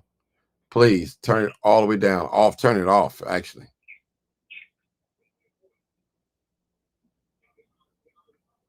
$48.73. Turn your volume down on your Facebook or YouTube. Are you calling my number out? I sure am, but listen to me. I need you to cut off your YouTube. Okay. Shut it down. Shut it down. Cut it off. I did. So we won't have an echo. I'm trying to listen to Buck. No, you can't. Okay, I'm trying to listen to Buck. No, you listen. No, you listen to. Hold on. You listen to Buck through the phone. Okay. You can go back and watch it later on the thing. Down low. No, turn it off. Okay, I'm sorry. I cut it down. You need to turn it off. Okay. The volume is down. Okay, go ahead. What I wanted to say, I listened to you last night late, and I didn't get through with you. But what Buck said, there's a lot of things what he said I wanted to say. But I wanted to say when Jesus met the woman at the well, and he told her that none of the men she was with was her husband. Even when they, I'm trying to get it right, when the men that wanted to stone her, he said, whoever have not sinned through the first stone, nobody could throw a stone. These people last night was touching my heart. When I first saw that video, it bothered me a whole lot until I saw you last night. Okay? Now, we want to always, just like you said, the kids that live in, and 5 of them, she had 5 kids, and the woman say she working on the number 6. Why would you try to judge somebody you don't even know what they've been through? Why? She needs help, just like the other lady, more so than the other lady. And I also heard you said last night, there's more to the story. Okay? Are you hearing me? I'm hearing you. I hear you. So it is. And you make me think about that. Because if they was being harassed for 2 years, why was it documented? Okay? So my thing is, children don't ask to be here. And you can't, some of the mothers and the fathers, they have went through a lot of things. Just like I heard you say tonight, you used to be a drug dealer. You said you don't have a felony because you weren't caught. But see, she could have been one of the ones that caught up with the one. You understand where I'm coming from. You got to understand, if you don't know the one story, you don't judge it because we all have come short. We have got a story to tell. Preach, sister. Yes, them kids. And when they say CPS is coming in, have they ever had somebody be took a hold from CPS? Is it good for them when they go to foster home? No, it's not. No, it's not. They need help. Yes, they do. And that mother needs help. Their mother needs help. And I think, like the young man said, whoever ain't never been through nothing can't have if they haven't been through nothing, you can't be grateful for anything.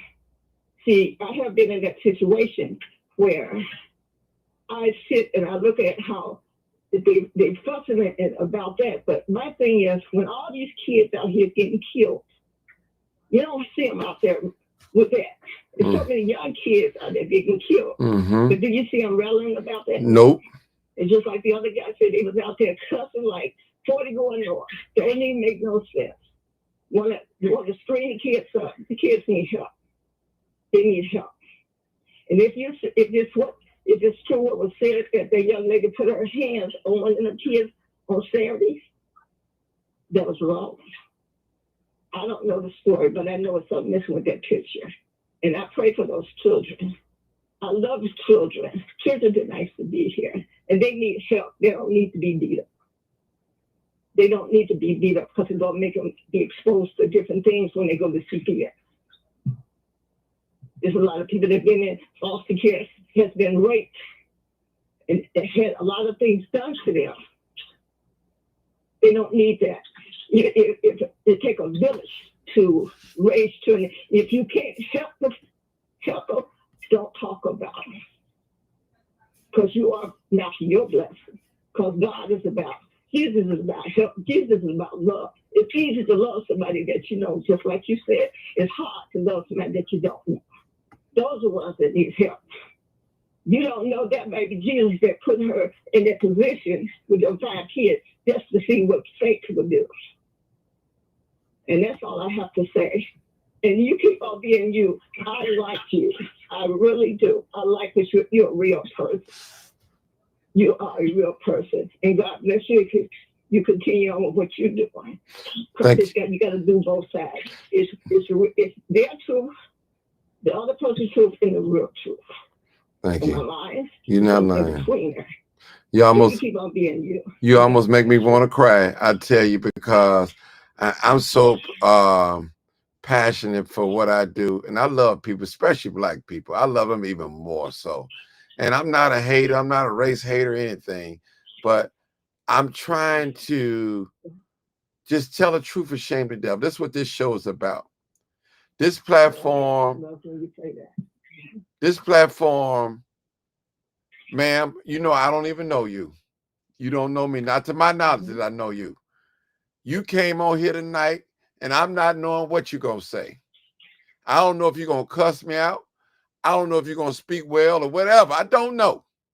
But I'm willing to take a chance with my people to share this platform that God has blessed me with people that I don't even know. Now, you got a lot of selfish people out here. They say they're in your corner. They won't like your video. They won't share your video. If you got a business, they won't support your business. See, you have people out here with the attitude, mother, they wishing you well, but hoping you fail with the same breath. And for First Lady said, Martin, and she told me in private last night, y'all, in private. She didn't say this on this line. I didn't really have no business saying it, but I thought I would use it for a springboard for a testimony. She said, Martin, I get $300 every month. And I told the lady, give it to whoever, give 30 people, give them $10 a piece. I don't care how you do it, just give it to them. And she don't have to do that, people. She don't know those people that's incarcerated. She don't even know him. And that's because she a giver. You know, there's a song that is, you can Google it. He said, you can't be God-given. The more you give, the more he gives to us. No matter how that's tried. Amen. Hallelujah. Hallelujah. Yes. Yes. And for B-Red, and one thing about my buddy B-Red down in Texas, I never met him in person, but we spent many hours on the telephone. He's very passionate like me. And he's very outspoken like me. And even when he disagreed with me, we still love each other. We do have our disagreements. But for that brother to come on here and he said, Martin, I listened to that show last night. And I seen that video with them people at their house. He said, I didn't change my position. He said, I'm thinking a certain way now. We got to help those children. And that's all I was trying to say, B-Red, last night. I didn't say that those children stomped that lady, that they shouldn't be punished or they shouldn't be held accountable. I didn't say that that they throw them away with the key. All I said, they are children. Let us protect them. We don't want no bodily harm come to them or their parents. That's all I was saying last night. But I got accused of calling criminals, taking up for bad behavior and all that. That's what I got accused of. But you know what? As long as I'm doing the right thing, if I got to go down for the right thing, I'm so be it. I'm willing any day. But one thing I won't go down for, I ain't going down for sleeping with somebody else's wife. I ain't going down messing with little boys. I ain't going down for red or blue. I ain't going down for none of that foolishness. And if I got to go down, I'm going to go down for some truth. Listen, I want to be able to look in God's face, say, God, I did the best I could. And that's how, that's the life that I live, people. It ain't no secret. It's no secret. This is me. I'm not one way on the internet, and when you see me in private or in person, I'm another way. I'm spreading love, people. About love, you know. And some people, they so locked into this prison, they not letting nobody in, and then they not letting nobody out. They not let themselves out. They can't experience love no more because they've been so hurt. But I'm asking y'all tonight, ask God to break up that foul ground in you and loose it up. And let that God that's in you come out. Let it come out. You know, we always make statements like, man, you don't want to see the bad side of me. I'm trying to submerge that. And you're right. We don't want to see the bad side of you. We want to see the good side of you. Let the good side outshine the bad side. Y'all know that little, I call it a nursery song that we used to sing all the time. This little light of mine, I'm going to let it shine everywhere I go. And Mama House, First Lady, I'm going to let it shine. Yeah. I'm going to let it shine. I'm going to let it shine. And I ain't afraid of letting it shine. See, I'm not talking this Jesus talk and doing something else. You got a lot of folks talking all this Jesus talk and won't get a neighbor a quarter, a dime. Double talking. How dwelleth the love of God in you? Listen, this little body that you're living in and I'm living in is only temporarily. Your wife, your house, your car, your degree, all of your accomplishments is here for a little while. And it's going to be gone. Your clothes, that favorite couch, that favorite outfit, that money in the bank account, somebody else going to have it. And if it ain't too late, somebody might marry your wife when you're gone. It could happen. Or a husband. So people, let us cherish one another. Not just tolerate, let us celebrate one another. That's a difference. Let me ask you. Come on, Mama. Can I say one more thing before I hang up? I'm going to hang up. If we can't lift them up, don't bring them down. Don't bring them down. Thank you, Mama. And God be with all of you all. Thank you. Thank you. Go ahead, Mama House. Mark, do you have an address for those people that you wanted to collect, to give something to so they can get them some needs, whatever they need. Right. Mama House, what I'm gonna do tomorrow, I will find all that out. I will find all that out. I promise you that I would do my investigation and find that out. You know. Okay, I got a doctor's appointment at 11:30. Okay. But I should be back by 3. Okay, no problem. We had the information. We got the weekend, and you know, and Mama House, if we can put a smile on somebody's face, you know, that's it. That's what won't be in vain. It won't be in vain. See, I'm not caring about what folks think about me, because see, I know who I believe in, and I know the right thing to do. I know where he brought from. Listen, I lived in a house. Matter of fact, when I lived in Inglewood, I was in a dark mama house when you met me for 9 months straight. When you met me, you didn't never know that. That's right. You didn't even know that. And you know when I called a blessing, mama house, we were together. Yeah. Didn't know that. We were together now. Didn't know. We know that. Daylight was my best friend. Do you hear me? The libraries and the little wherever I could get me some electricity was my best friend too. But I kept smiling. I kept crime chasing. I didn't beg, none of that, Trina. And you're right, Trina. He said, I've never seen the righteous forsaken, nor his seed begging bread. I agree with you 100. I didn't have to beg, and I didn't miss no meal either. God took care of me. He took care of me. And I had an understanding landlord, mama house. I told my landlord, I said, I ain't able to pay it. She said, just hold on. I said, I got some money coming. And when it come, I promise you, I'm going to take care of you. And I did do that. I was a man of my word. You're a man of your word, though. I was a man of my word. When I got that change, I didn't run away. I went to her. She didn't have to call me. I went to her and put it at her hand, put it in her hand. So I told you so. So that's how I live, people. That's how I live. You know, so I want to be known. I want to keep my integrity. One thing I learned from Mama House, she said, if you lie, you're cheating. You'll still do all that. You know, we got to be real with one another, people. We got to be real with ourselves. Somebody, don't hurt them. Yeah. That's it. That's it. If you can't help somebody, don't hurt them. Don't hurt them. Yeah. No, so those are babies. Those are children. No, they ain't even lived yet.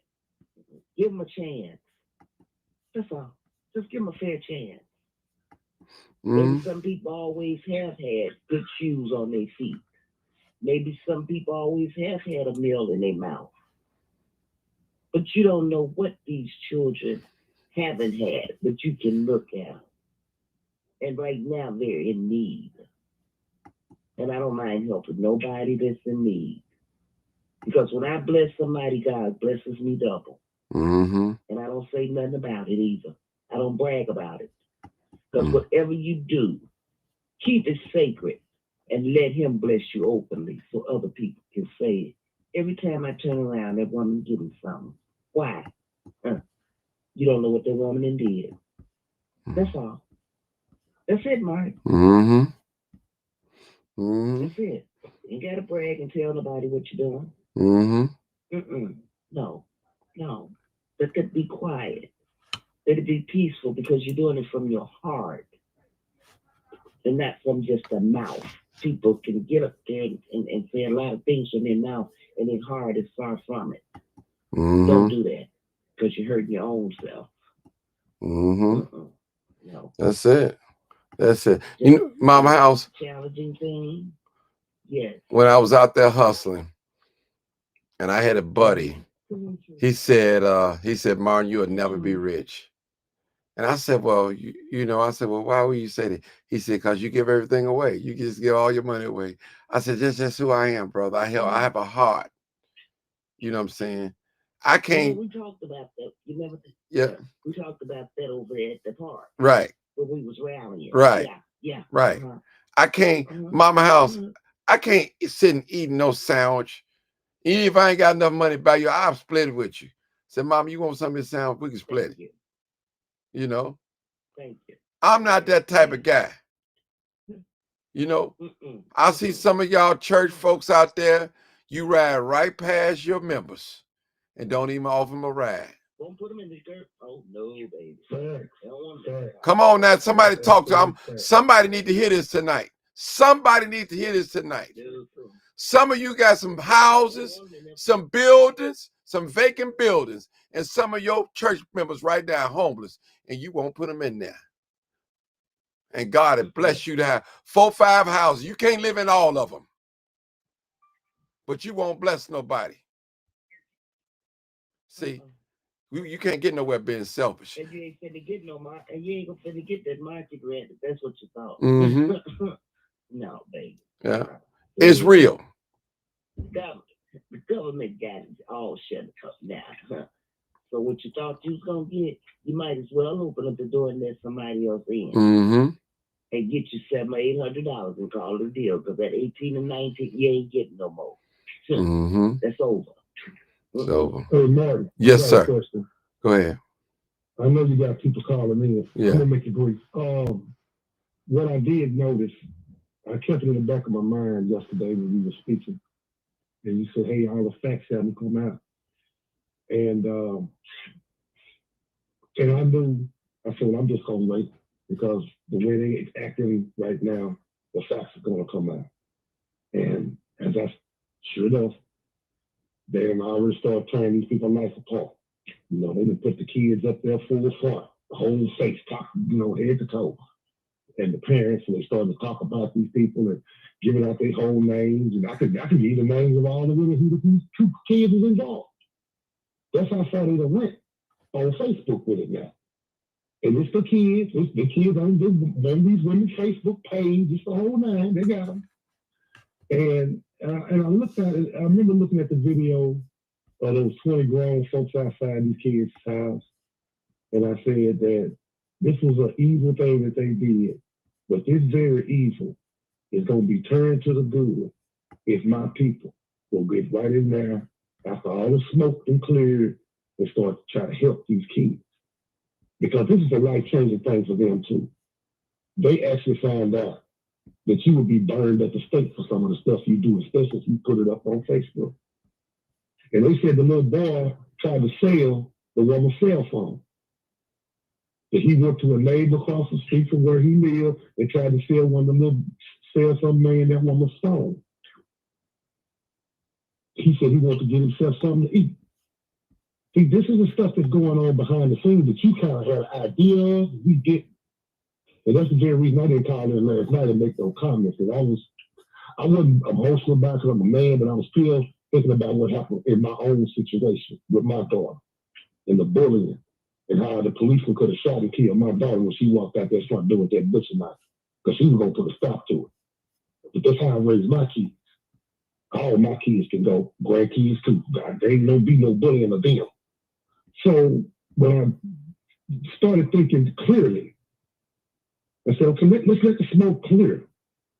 Because these kids' lives could be turned around for the better now because they made a mistake that was so horrendous. But I don't think they will ever do that again. But if we can get in there and try to help these kids in the situation that they're in now, we might be able to save these 4 or 5 kids. Because right now, they can't step out on their porch. Can you imagine one of them kids that walked outside yesterday with all them 20 grown folks out there? What would they would have been strung up and beat right there on their own stoop. We can help these kids. So if you know some pastors, some reverends, some people at these churches, that now they can get in there and mentor these kids. They can cover these kids. They can help these kids. They can show them something better because now they'll be more receptive to it because they're at the bottom now. They ain't got nowhere else to turn. Because I know what CPS is going to do. We all know what that's going to be like. They're going to get molested. They're going to get bullied by bigger kids in these foster care homes if they don't try to lock them up in one of the juvenile detention centers they got all over Cook County. We might be able to turn this situation around because they're vulnerable enough to be reached. The mother that's on drugs, we might be able to get us a rehab. Because she gonna have CPS cases piling up right on top of her. They're not gonna let them stay in an apartment with no, and it's winter time, and they squatting. You know they out of there. We all know they out of there. So if there's some people on this line that you know, who could, if you can get the phone numbers, get the addresses, let's see if we can get the proper people in there. If it's not too late to try to get some help to the kids, the parents obviously are over this, raising children over their head. They don't have a clue on how to raise kids. So if these young girls, one of them is 30, I don't know how much the other was over. I just see one that was over 35. It's obviously raising kids. It's too much of a job for them. They're caught up in their tattoos, their face jewelry, their hair, their nails, all that shit was flawless. But your kids over here starving to death. It's obviously something wrong there. And so if you got mentally deranged adults and trying to raise children, then you expect the kids to come out mentally deranged. But I think at this point, we might better get in there with the right systems to help these kids to get over this and into a better place. Because the whole world is on top of them right now. That's facts. You can't walk outside your door. You can't look out the window. I heard some of those folks going door to door over there. You would know better than me because you and your partner Carlos, y'all was out there yesterday and the day before. So y'all were hearing and seeing things that we didn't hear and see, and that's why you wasn't kind of wanting to say, but now it's all out there. You don't have to hold nothing back. I can give you the names of the parents. I can give you the name of the kids. All their Facebook stuff is out there, but the people had to go and cancel their stuff because they were getting so many death threats. So you got a couple of pastors that you know. Let's get them in there. Let's get the right people arms around them. Let's get these kids in some mentoring programs. Let's get them busy because they obviously ain't busy enough. Okay, thank you. Come on, caller 9433. Thank you for holding. Hey, man. Hey. The fact of the matter is, it's called a lesson learned. These are kids, and these adults is not being adults. Leave these kids alone. If they made a mistake, and I totally agree with the first caller. They need help. They crying out for help. They crying out for love. And God said, it's two people you don't mess with. You don't mess with the older people, and you don't mess with kids. So these grown people, I advise y'all to get that because it's called karma. Knocking at your door. It could be your family member. So you might be up today and down tomorrow. So you better watch it. Leave these kids alone. You know what, man? I'm so sick of them talking about these kids. It's hurting my soul. The grown people need to grow up. Real grown people don't act like this. They made a mistake. It's called a lesson. Life be life on all of us. And us as a black people, we gotta finally stick together because the white people will use it against us. It's gonna take us to save us. Thank you. Thank you. If they can't do nothing positive with the kids, leave these kids alone. Just leave them alone. Okay. Well, I'm sorry for those of you that don't understand. There's nothing we can do. Hopefully God will find a place in your heart that you have a little compassion, a little mercy. I just think about the things that we do wrong, and God still allows the rain to come on us. He still allows the sun to show up. He don't. I mean, if you look at it like this, if we operating out of the will of God and not doing what He asking us to do, and He still feed us, He still clothe us, He still house us, He still give us 24 hours in a day, the same as everybody. Man, God is good. It's not God the problem. It's us. We're the problem. And Brother Red, Mama House, my dear sister, we can't worry about who don't see it, who don't get it. Continue to do what God tells you to do in your heart. And I tell anybody, there's never nothing wrong with doing the right thing. You can't go wrong. Even if it's painful, you got to do it. You got to do it. You got to do it. God will bless you.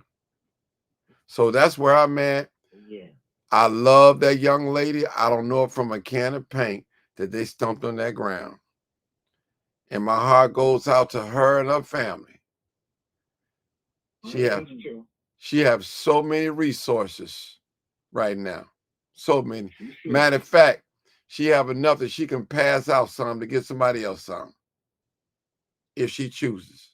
If she chooses. And I'm sorry. Let's hit this new caller, y'all. Hey, how you doing this morning? Yeah, how you doing? Come on, talk to me. Listen, I was just listening to the person who just spoke about, they're tired of hearing about these kids and leave them alone and things like that. My thing is that these kids did something that they need to be held accountable for. Yes. They need to understand that what they did was wrong. Yes. That's all we saying. Yes. They need to understand is that what they did was wrong. You do not never hit no adult. That's not the way you do that. Yes. Wrong. I agree. If you got a problem, you go talk to your mother, and then she's supposed to go talk to the adult. I agree. But you don't gang up. You knew that was wrong. All of you all, come on. That's not right. Okay. We can't allow our children just to be like, well, they just kids. No. If you don't correct them now, it's going to be worse. Well, ma'am, I'm going to say this.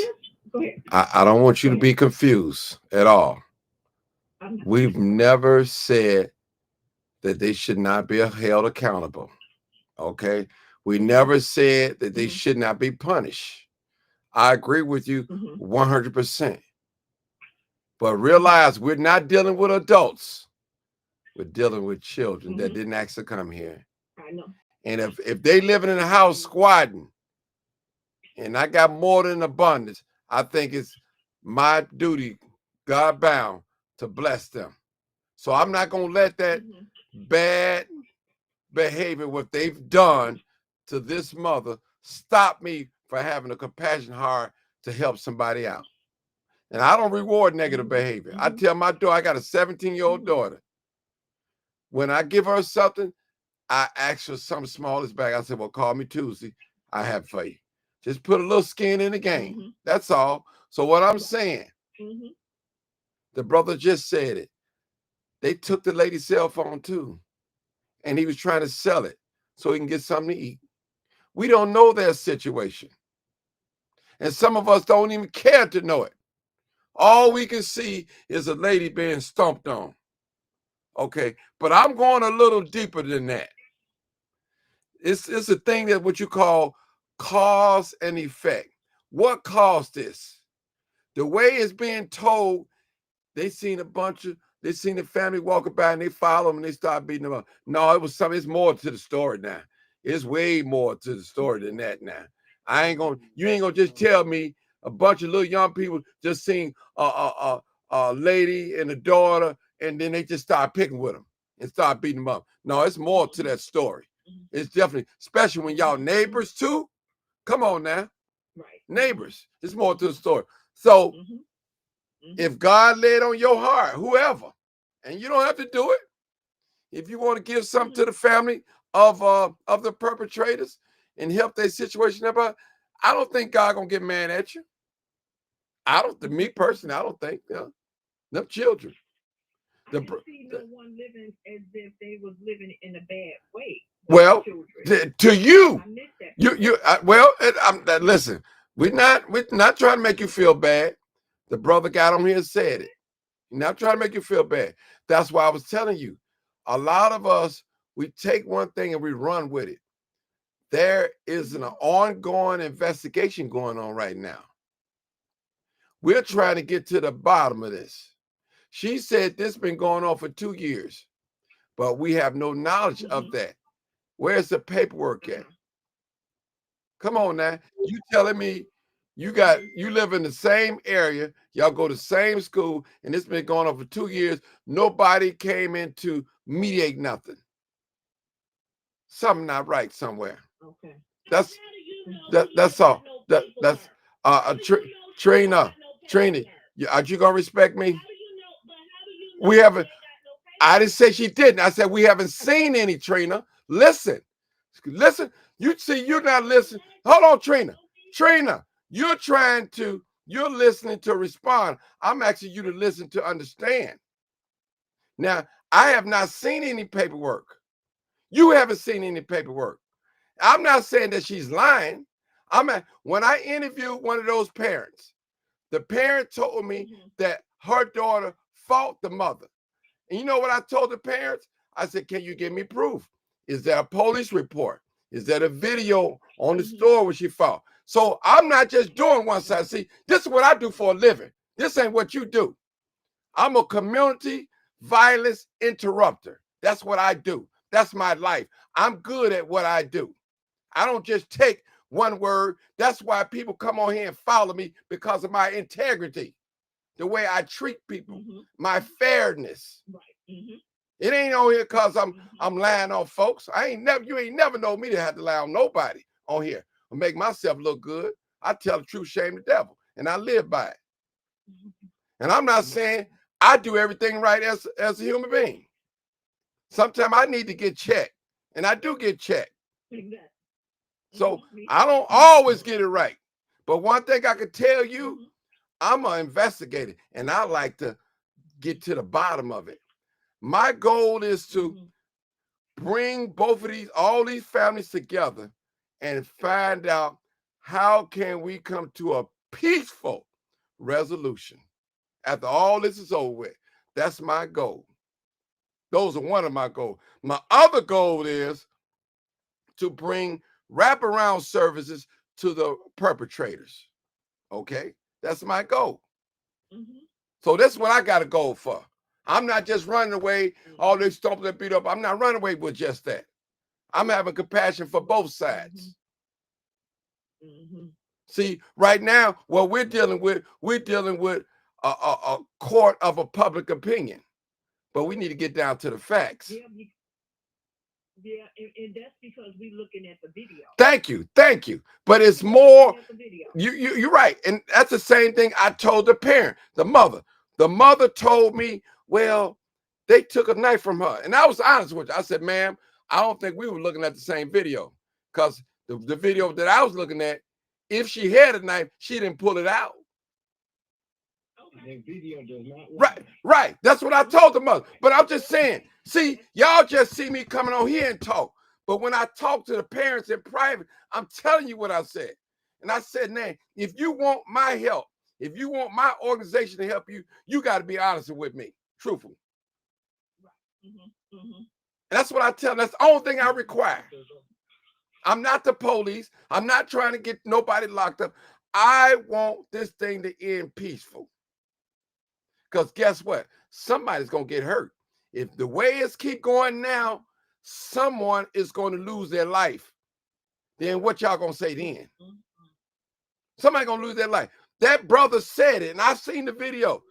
When those people surrounded that house, they didn't come there to pray with them young people. They come there to do some damage. I interviewed those people. They was cussing, they was swearing, they was angry, and maybe only one or two of them really made sense. And I just let them talk. I didn't even stop them. I wanted to show the world this is what we think of. Here's a man brought a pistol up to a grammar school.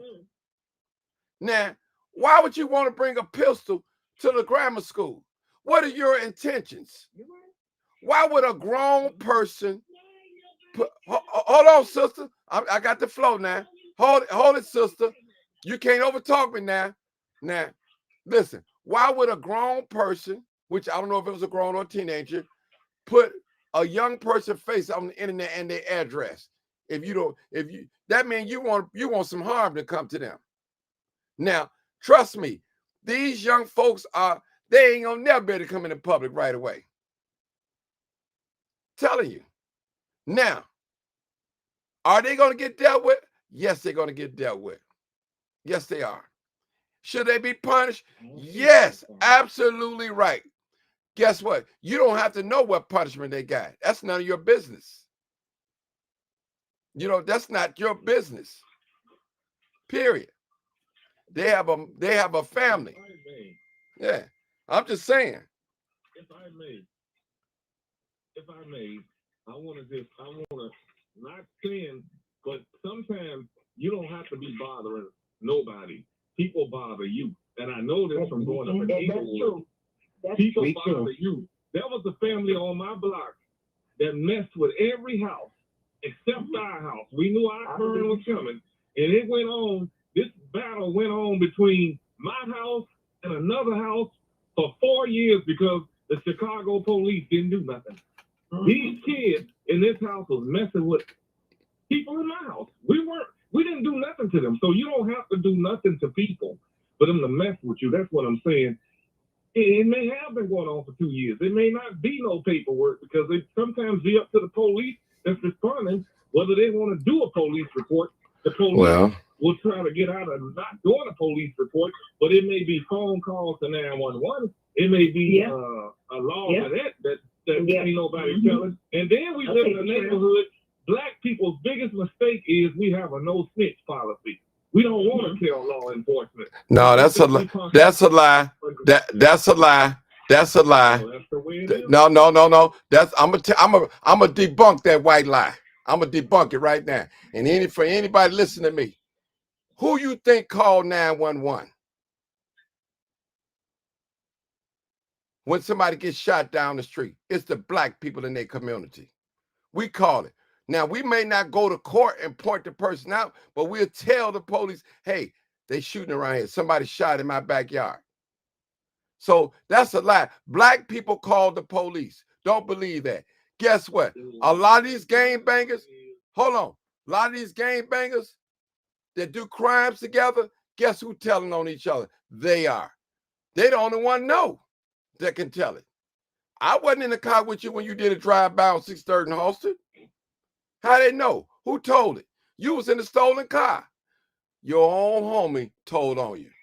He told his baby mama, and she told somebody, and it got out. It got out. No. But I know what you're saying, Brother Marcus. Some people feel like that they will be a punk and going against what is quote unquote brother, code, which is not brother. Listen. People tell. Don't think they don't tell, brother. Don't trust me. I'm the crime chaser. I know they tell, brother. Trust me. They tell. If you call a 911, you tell it. Yeah. These kids mess with people, and you don't have to. It doesn't have to be a cause. You don't have to be messing with them. They will mess with you, and if law enforcement or the local authorities is not doing the job properly, it will go on for 2 or 3 years until eventually one person moves. And it can. It stays out on its own. And it can. And I think in this case, that might be the case that this went on because they said it started in school, right? It had something to do with the school, and the school ignored it. And then it spilled out into the street. Well, you know what? Have you guys noticed? Have you guys noticed that the school haven't said anything? They're not going to, because that's what the problem is. Okay. I'm seriously. Right. So they have a PR person. They have a law firm that they can talk. The public schools. They haven't said anything. No, they PR person. They may have been told by the city lawyers not to say anything. That's what I'm saying. Well, the lawyers can speak. So we just on assumptions. All the truth have not been laid out yet, people. All the truth have not been laid out. Yeah, I'm telling you. Listen, I'm gonna tell y'all something. I'm dealing with a case right now. A friend of mine Y'all gonna remember this story. Down in Chinatown, a couple of people got killed. I remember that. Black guy did it. They said it was a robbery or something. Well, he killed him though. He got convicted and everything. I think they gave him first-degree murder. They were trying to, it was really second-degree because he didn't rob him. He didn't rob him. But my point is, the news put it out there that it was a robbery, and it wasn't a robbery. When he killed them people, they still had their Rolex watch, they still had their money and all that. So when we listen, that's why you have investigators out here to investigate. And I'm telling people, sometimes we got to just get quiet and just start listening, taking notes, like that brother did, B. Red. He said, man, I done went all through the internet, and he got a lot of, he don't even live here. He know more about this case than some of y'all that even live here. And that's real talk. Because why? He's done his investigation. He's digging. Some of us, all we saw is one video. That's it. Maybe two, with the one apologizing. And that's it. So and I think the reason why people are so upset is because they can be upset, right? That's nothing wrong with that, Roosevelt. They can be upset. We just always get ignored, even with something rightfully. Let's just say happens to one of us. Law enforcement just ignores us. So that's how come black people have, I'm not trying to say it's right, but the reason why you saw 20 or more people surrounding that house, because black people get the attitude, okay, law enforcement is not going to do anything about these people or about my case. We might as well handle it or whatever the way that we're going to handle it because we're just so used to being ignored. Let me say this. That's just what they have done to us in this country. Let me say this. The same energy that they doing with these young people, I hope they do it with the shooters. I hope they do it with the carjackers as well, and the murderers. That same energy. Use that same energy. One thing I can say about this case is everybody went home. The young lady, she went to the hospital. She was out the next day. Was no fatalities. Right. Regardless. The news said she was pregnant. She wasn't pregnant. There's the mental pain that she got. Right. Of course. But guess what? She's been given resources. And you know they're going to set up with some therapy on her kids. That's part of life. That's part of life. So I'm done talking about it, y'all. I appreciate every last one of y'all tonight or this morning. Appreciate you. There's more to come out every day. And if you find, yes, sir. Okay, but if the people making excuses for their children talking about they was under peer pressure, oh man, how they gonna be under peer pressure? That young, they know old timer.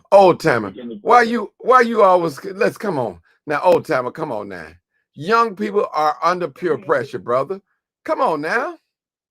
You know how that work. How you gonna listen? See that's you know what? That's why I said, hold on, brother. That's why it's a disconnect between the young folks and old folks. We always try to tell them what they don't feel. What they don't feel. How you go?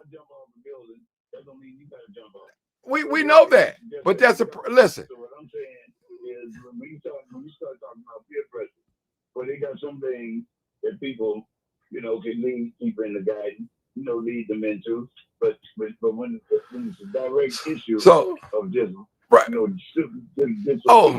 old timer. The way you talk, you act like you ain't never committed no sin. You old timer. The way you talk, you act like God ain't never. Hey, old timer.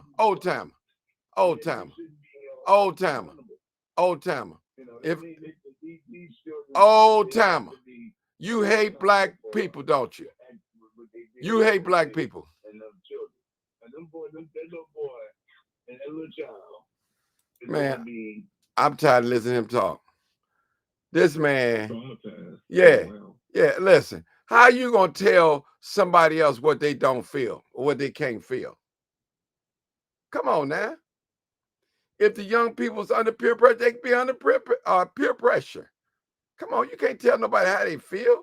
I can't tell Roosevelt how he feel. I can't say Roosevelt ain't hurting. I don't have that power.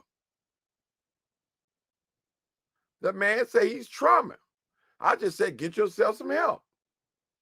I never denied the fact that he wasn't traumatized. I never done that. Say that. Yeah, I'm here. He must have went out. Yeah, I'm here. Hello? Yeah, go ahead. Hello? I'm here. Hello? Martin must have went out. Okay. He was talking to old guy. Yeah, hold on, y'all. Yeah, I'm still here. I'm still here. I'm still here. I just think them kids need to be punished, though. I think that's what a lot of people mad about. Yeah. They want them kids punished. And to make excuses for them. How they did that lady, that was wrong. That was wrong. It's not no excuse for that. And how anybody did do that. What you say? Hello? No, go ahead. Go ahead. Somebody said something. Go ahead, ma'am. Go ahead. Go ahead. Can y'all hear me? Yeah, we can hear you now. Okay. The whole conversation was went blank. Okay, yeah, no problem. My little wire here. Yeah. But listen, ma'am, first of all, no one on this show ever denied that saying that those children were not punished. See, y'all missed the whole point. See, the thing is, no, because see, you keep saying that. You keep saying that. We know that. Tell us something that we don't know. Tell us something that we don't know. Just tell me something that we don't know. Where we can watch our children. I don't know, but somebody needs to be held accountable for it, as well as CPS. What's going on with the school? If the lady said she been complaining.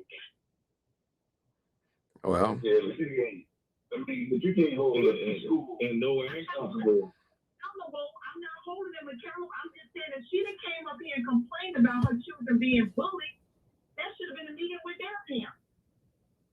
But that part is true. But what happens after school 2 blocks away and stuff, hey. But this led to it happening from 2 blocks away. Whatever happened at that school is the cause of what happened 2 blocks away. The schools do ignore it. The schools do ignore it. The Chicago public school system needs to be overhauled. They do ignore it. That's how kids get shot because of stuff that happens in school. Simple stuff. And they don't jump on it like they pretend to do. They just don't. But they don't care. They're just trying to get a paycheck and go home. Okay. I mean, okay. Hold Hold it, Marcus. Let me ask her a question. 8642. And I'm going to ask you the same question I ask everybody. What is it that you want to see happen? I would like to see more programs for our young children. There's nothing for them to do. I think we need, especially in that area over there, they need more after-school programs where they can learn to be friends with each other and not have such a disconnect and not like each other. We need more programs for our children.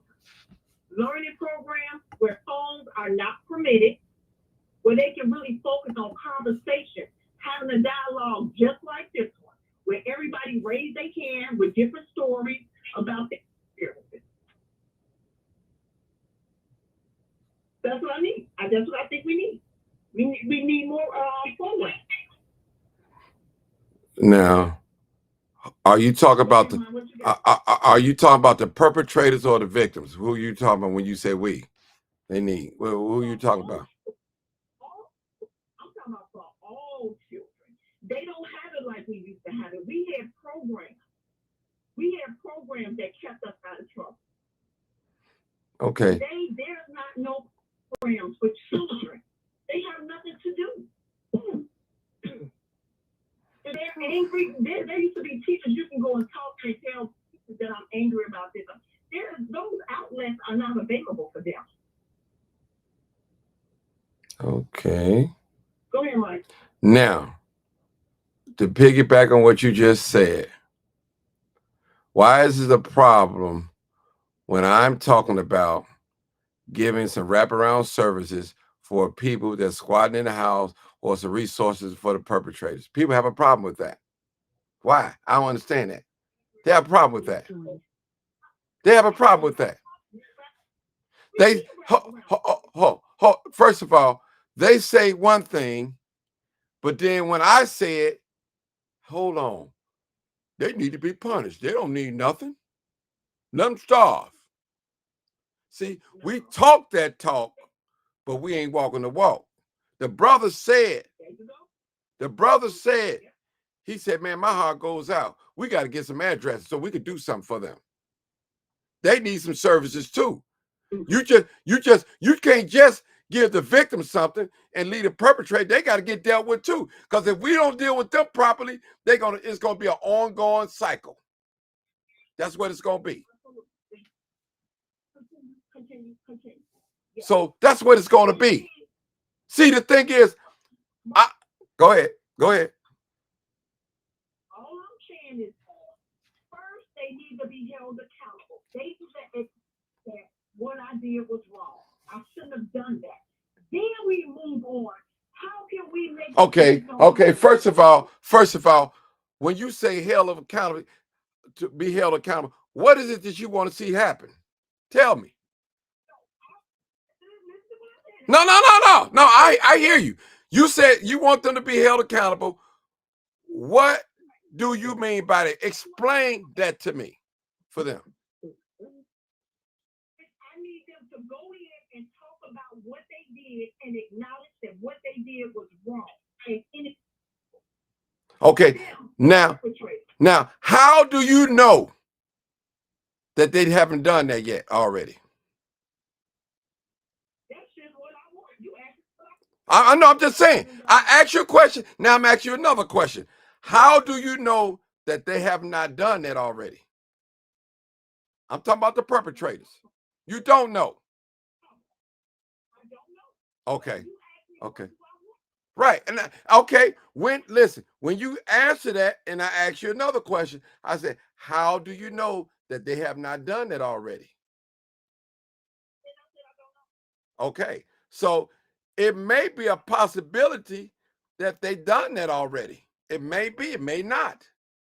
Now, so you telling me that they should not get no resources until they admit that they was wrong.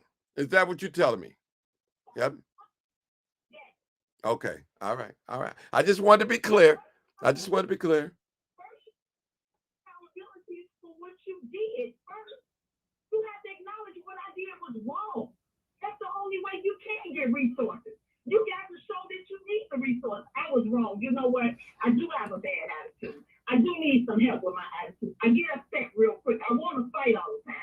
Yeah. You have to say that out loud. Then you have to deal with it. Okay. Okay. Hold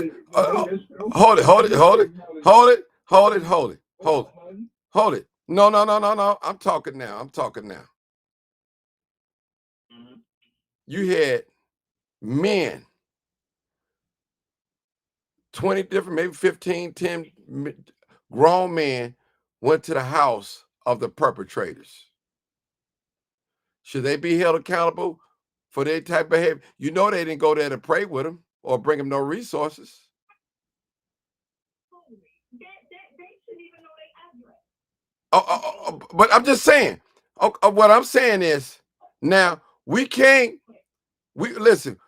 come down on the perpetrators. Then when we got people, grown men and women, going to their houses, threatening them to do bodily harm to them, that got to be addressed as well. So not deflecting. I'm not deflecting. So what I'm saying is, how we expect them to do something when they gotta almost live in secret now. They can't come out. They're under imminent threat in that community. You got grown men. Right. That's what I want to get to. That is what I want to get to. That's what I'm trying to get you guys to see. That's when I come in at community violence interruption.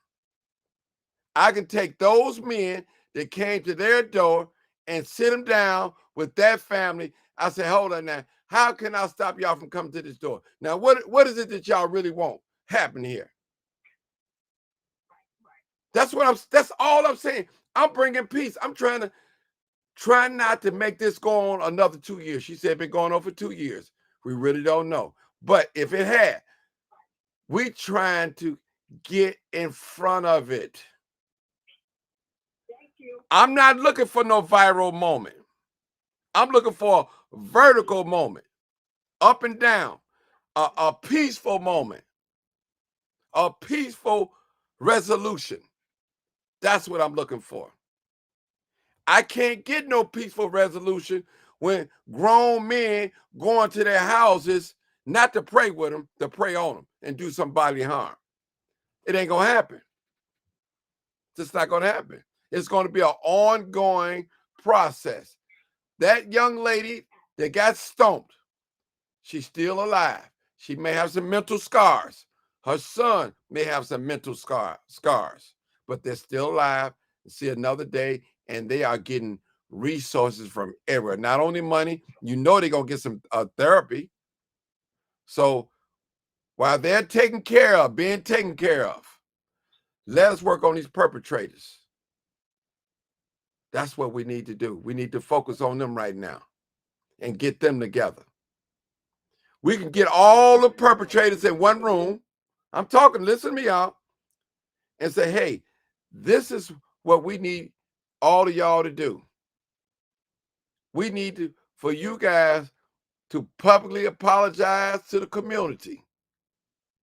And we need your word that you will never, ever allow this happen again, not only to the young lady got stomped, to any other parent. But it takes somebody such as myself or other people, ministers or whoever, to get in front of this and get a peaceful resolution. Because guess what? The Chicago police is not going to do what I'm telling you to do. They're not going to do. They can care less. They waiting on some action. They want some action. They're going to lock some Negroes up. Yeah, I said Negro. They're going to lock them up. That's what they want. They want some more news. That's their job. So what I'm telling y'all, we cannot be one-sided in our thinking. We already have established that, hey, this was wrong. They should have never done it. They need to be held accountable. I'm on 100% board with that. I would never say they don't need to be held accountable. I ain't making no excuses for none of them.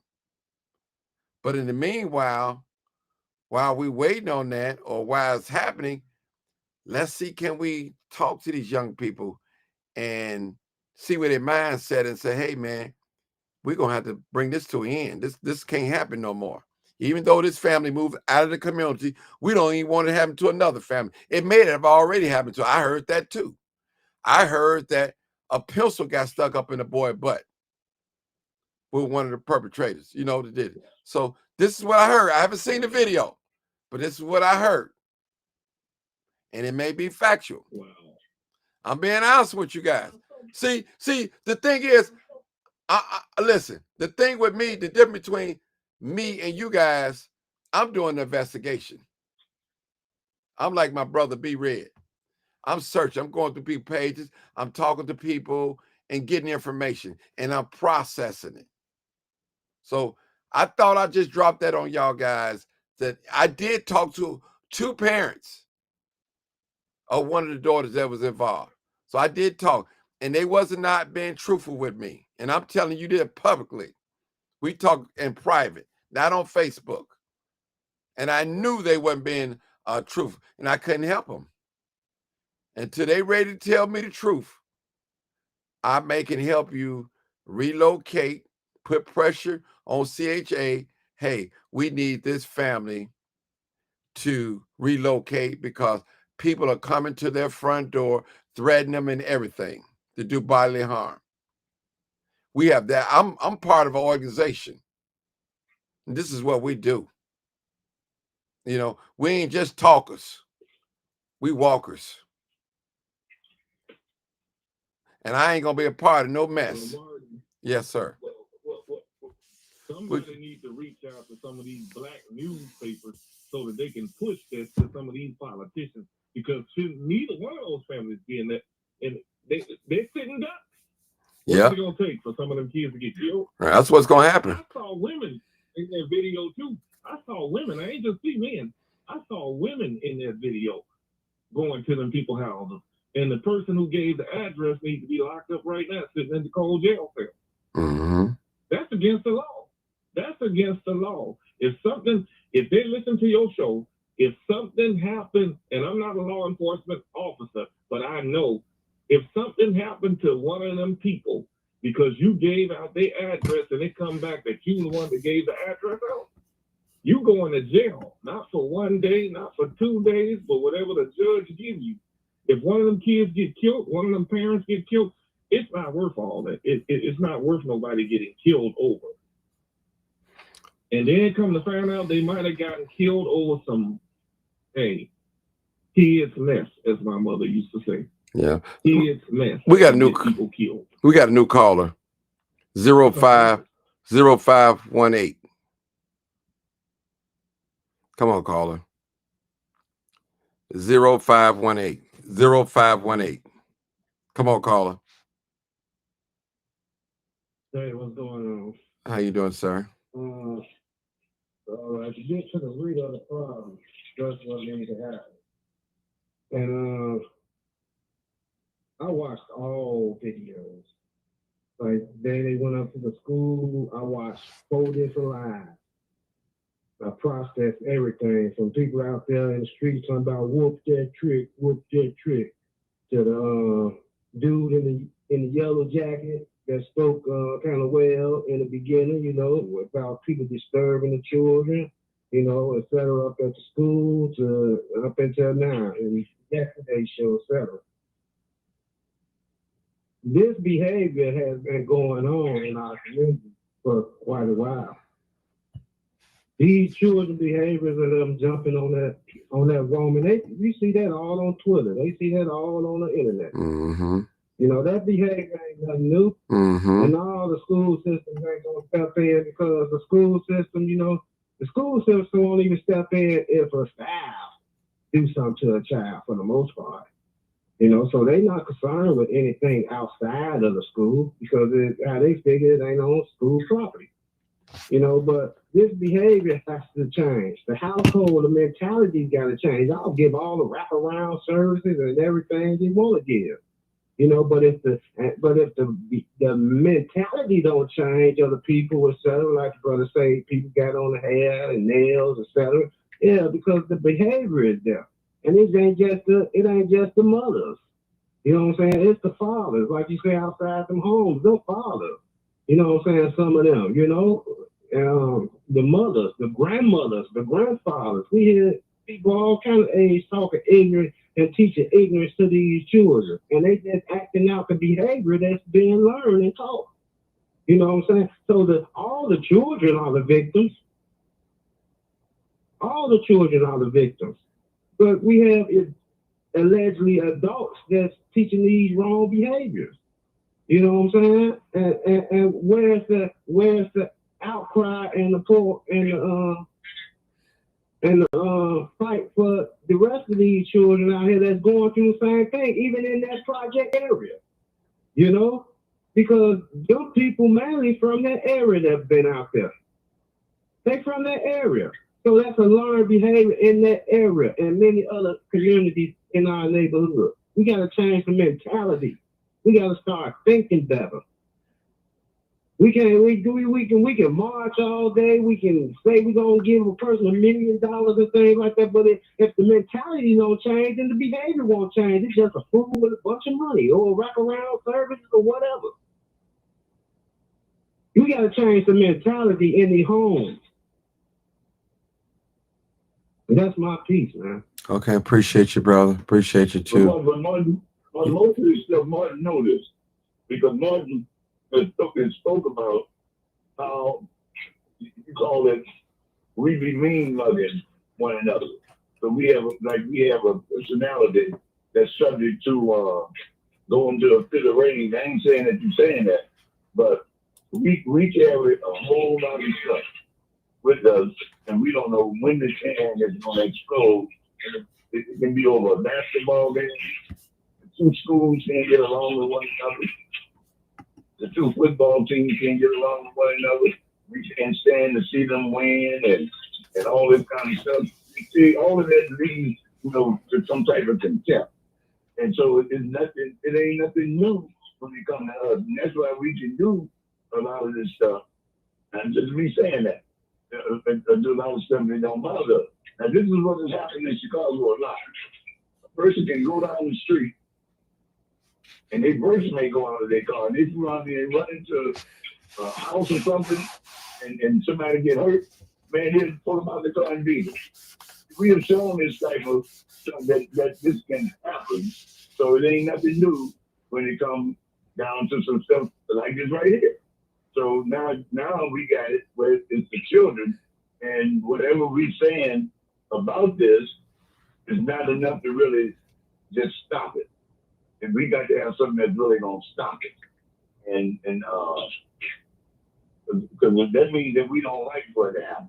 Now we don't like for it to happen to like the brother said they was out there hollering at the school, whip that trigger or whatever it is.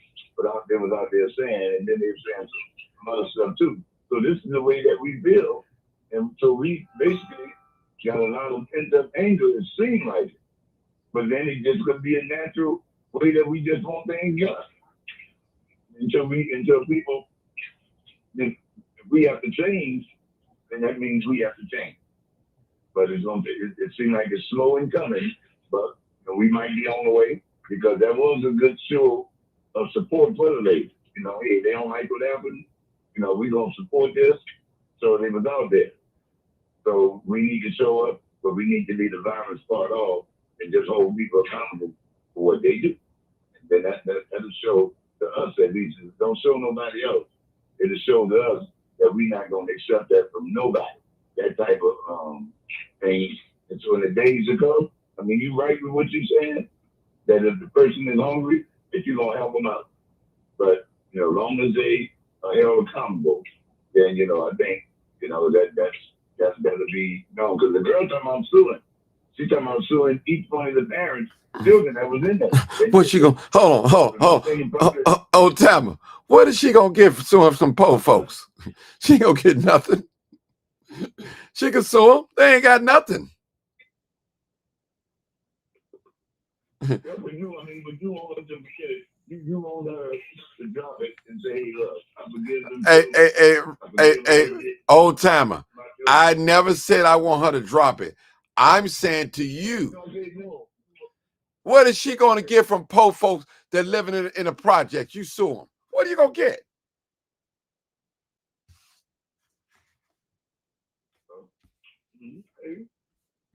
No, let me say this here. I believe that them children, and whether they person, I don't want to use the word perpetrator, I ain't trying to label them children. I believe that them children. That's a legal term. That's all I'm using. Go ahead. Right. I understand that. I'm just saying I am not. Okay. I'm not saying you're wrong. Nobody wrong. I'm just saying I'm not. Them children already learned their lesson. They going through it. We not saying they household. We don't know. Thank you, brother. Thank you, brother. Thank you. But let me tell you something, especially to the guy that called himself. Yeah, but I ain't gonna go there. But let's focus on the children. Them children, remember yourself a child. Everybody that done spoke on here, train all y'all. Remember y'all self a child. When you did something wrong, you felt it in the inside. Because they ain't been through what us grown-ups has been through. They more closer to the Father than we are. They more closer to the Father than we are. Their heart is more pure than us. They ain't experienced too much in life yet. You know what I'm saying? And they probably going through a whole lot. So the Father know their heart. We should try to demonize them, or or anything like that, try to cause bodily harm, etc. Like the brother said, if you want to help and show love, you're gonna help. And it don't even need to be televised or none of that. Thank you, brother. The pure in heart recognize the pure in heart. When you love, you love and don't demand nothing in return. Not even a recognition. Preach. Amen. And it's more real news. All right, people, we're gonna leave it right there. I'm gonna end the show with that. I can't even come behind that. Brother spoke truth, so that's what it is. Almost 3 o'clock. Yeah. You already know what it is. Live. For those of us that gotta go to work. Tell the truth. That's okay. And shame the devil. I love being black. Thank y'all so much. Do me a favor. Make sure you share, like the page. Appreciate you, old time. Appreciate you, Marcus, Roosevelt, Be Red, and all the other wonderful guests that called me tonight. Thank you for sacrificing tonight, being with me early this morning, rather in the midnight hour. Appreciate you. I'm tired too, and I got to be at work too, but that's okay. I love what I'm doing. I enjoy being on here with you guys, especially when I got the strength and got some great subjects to talk about.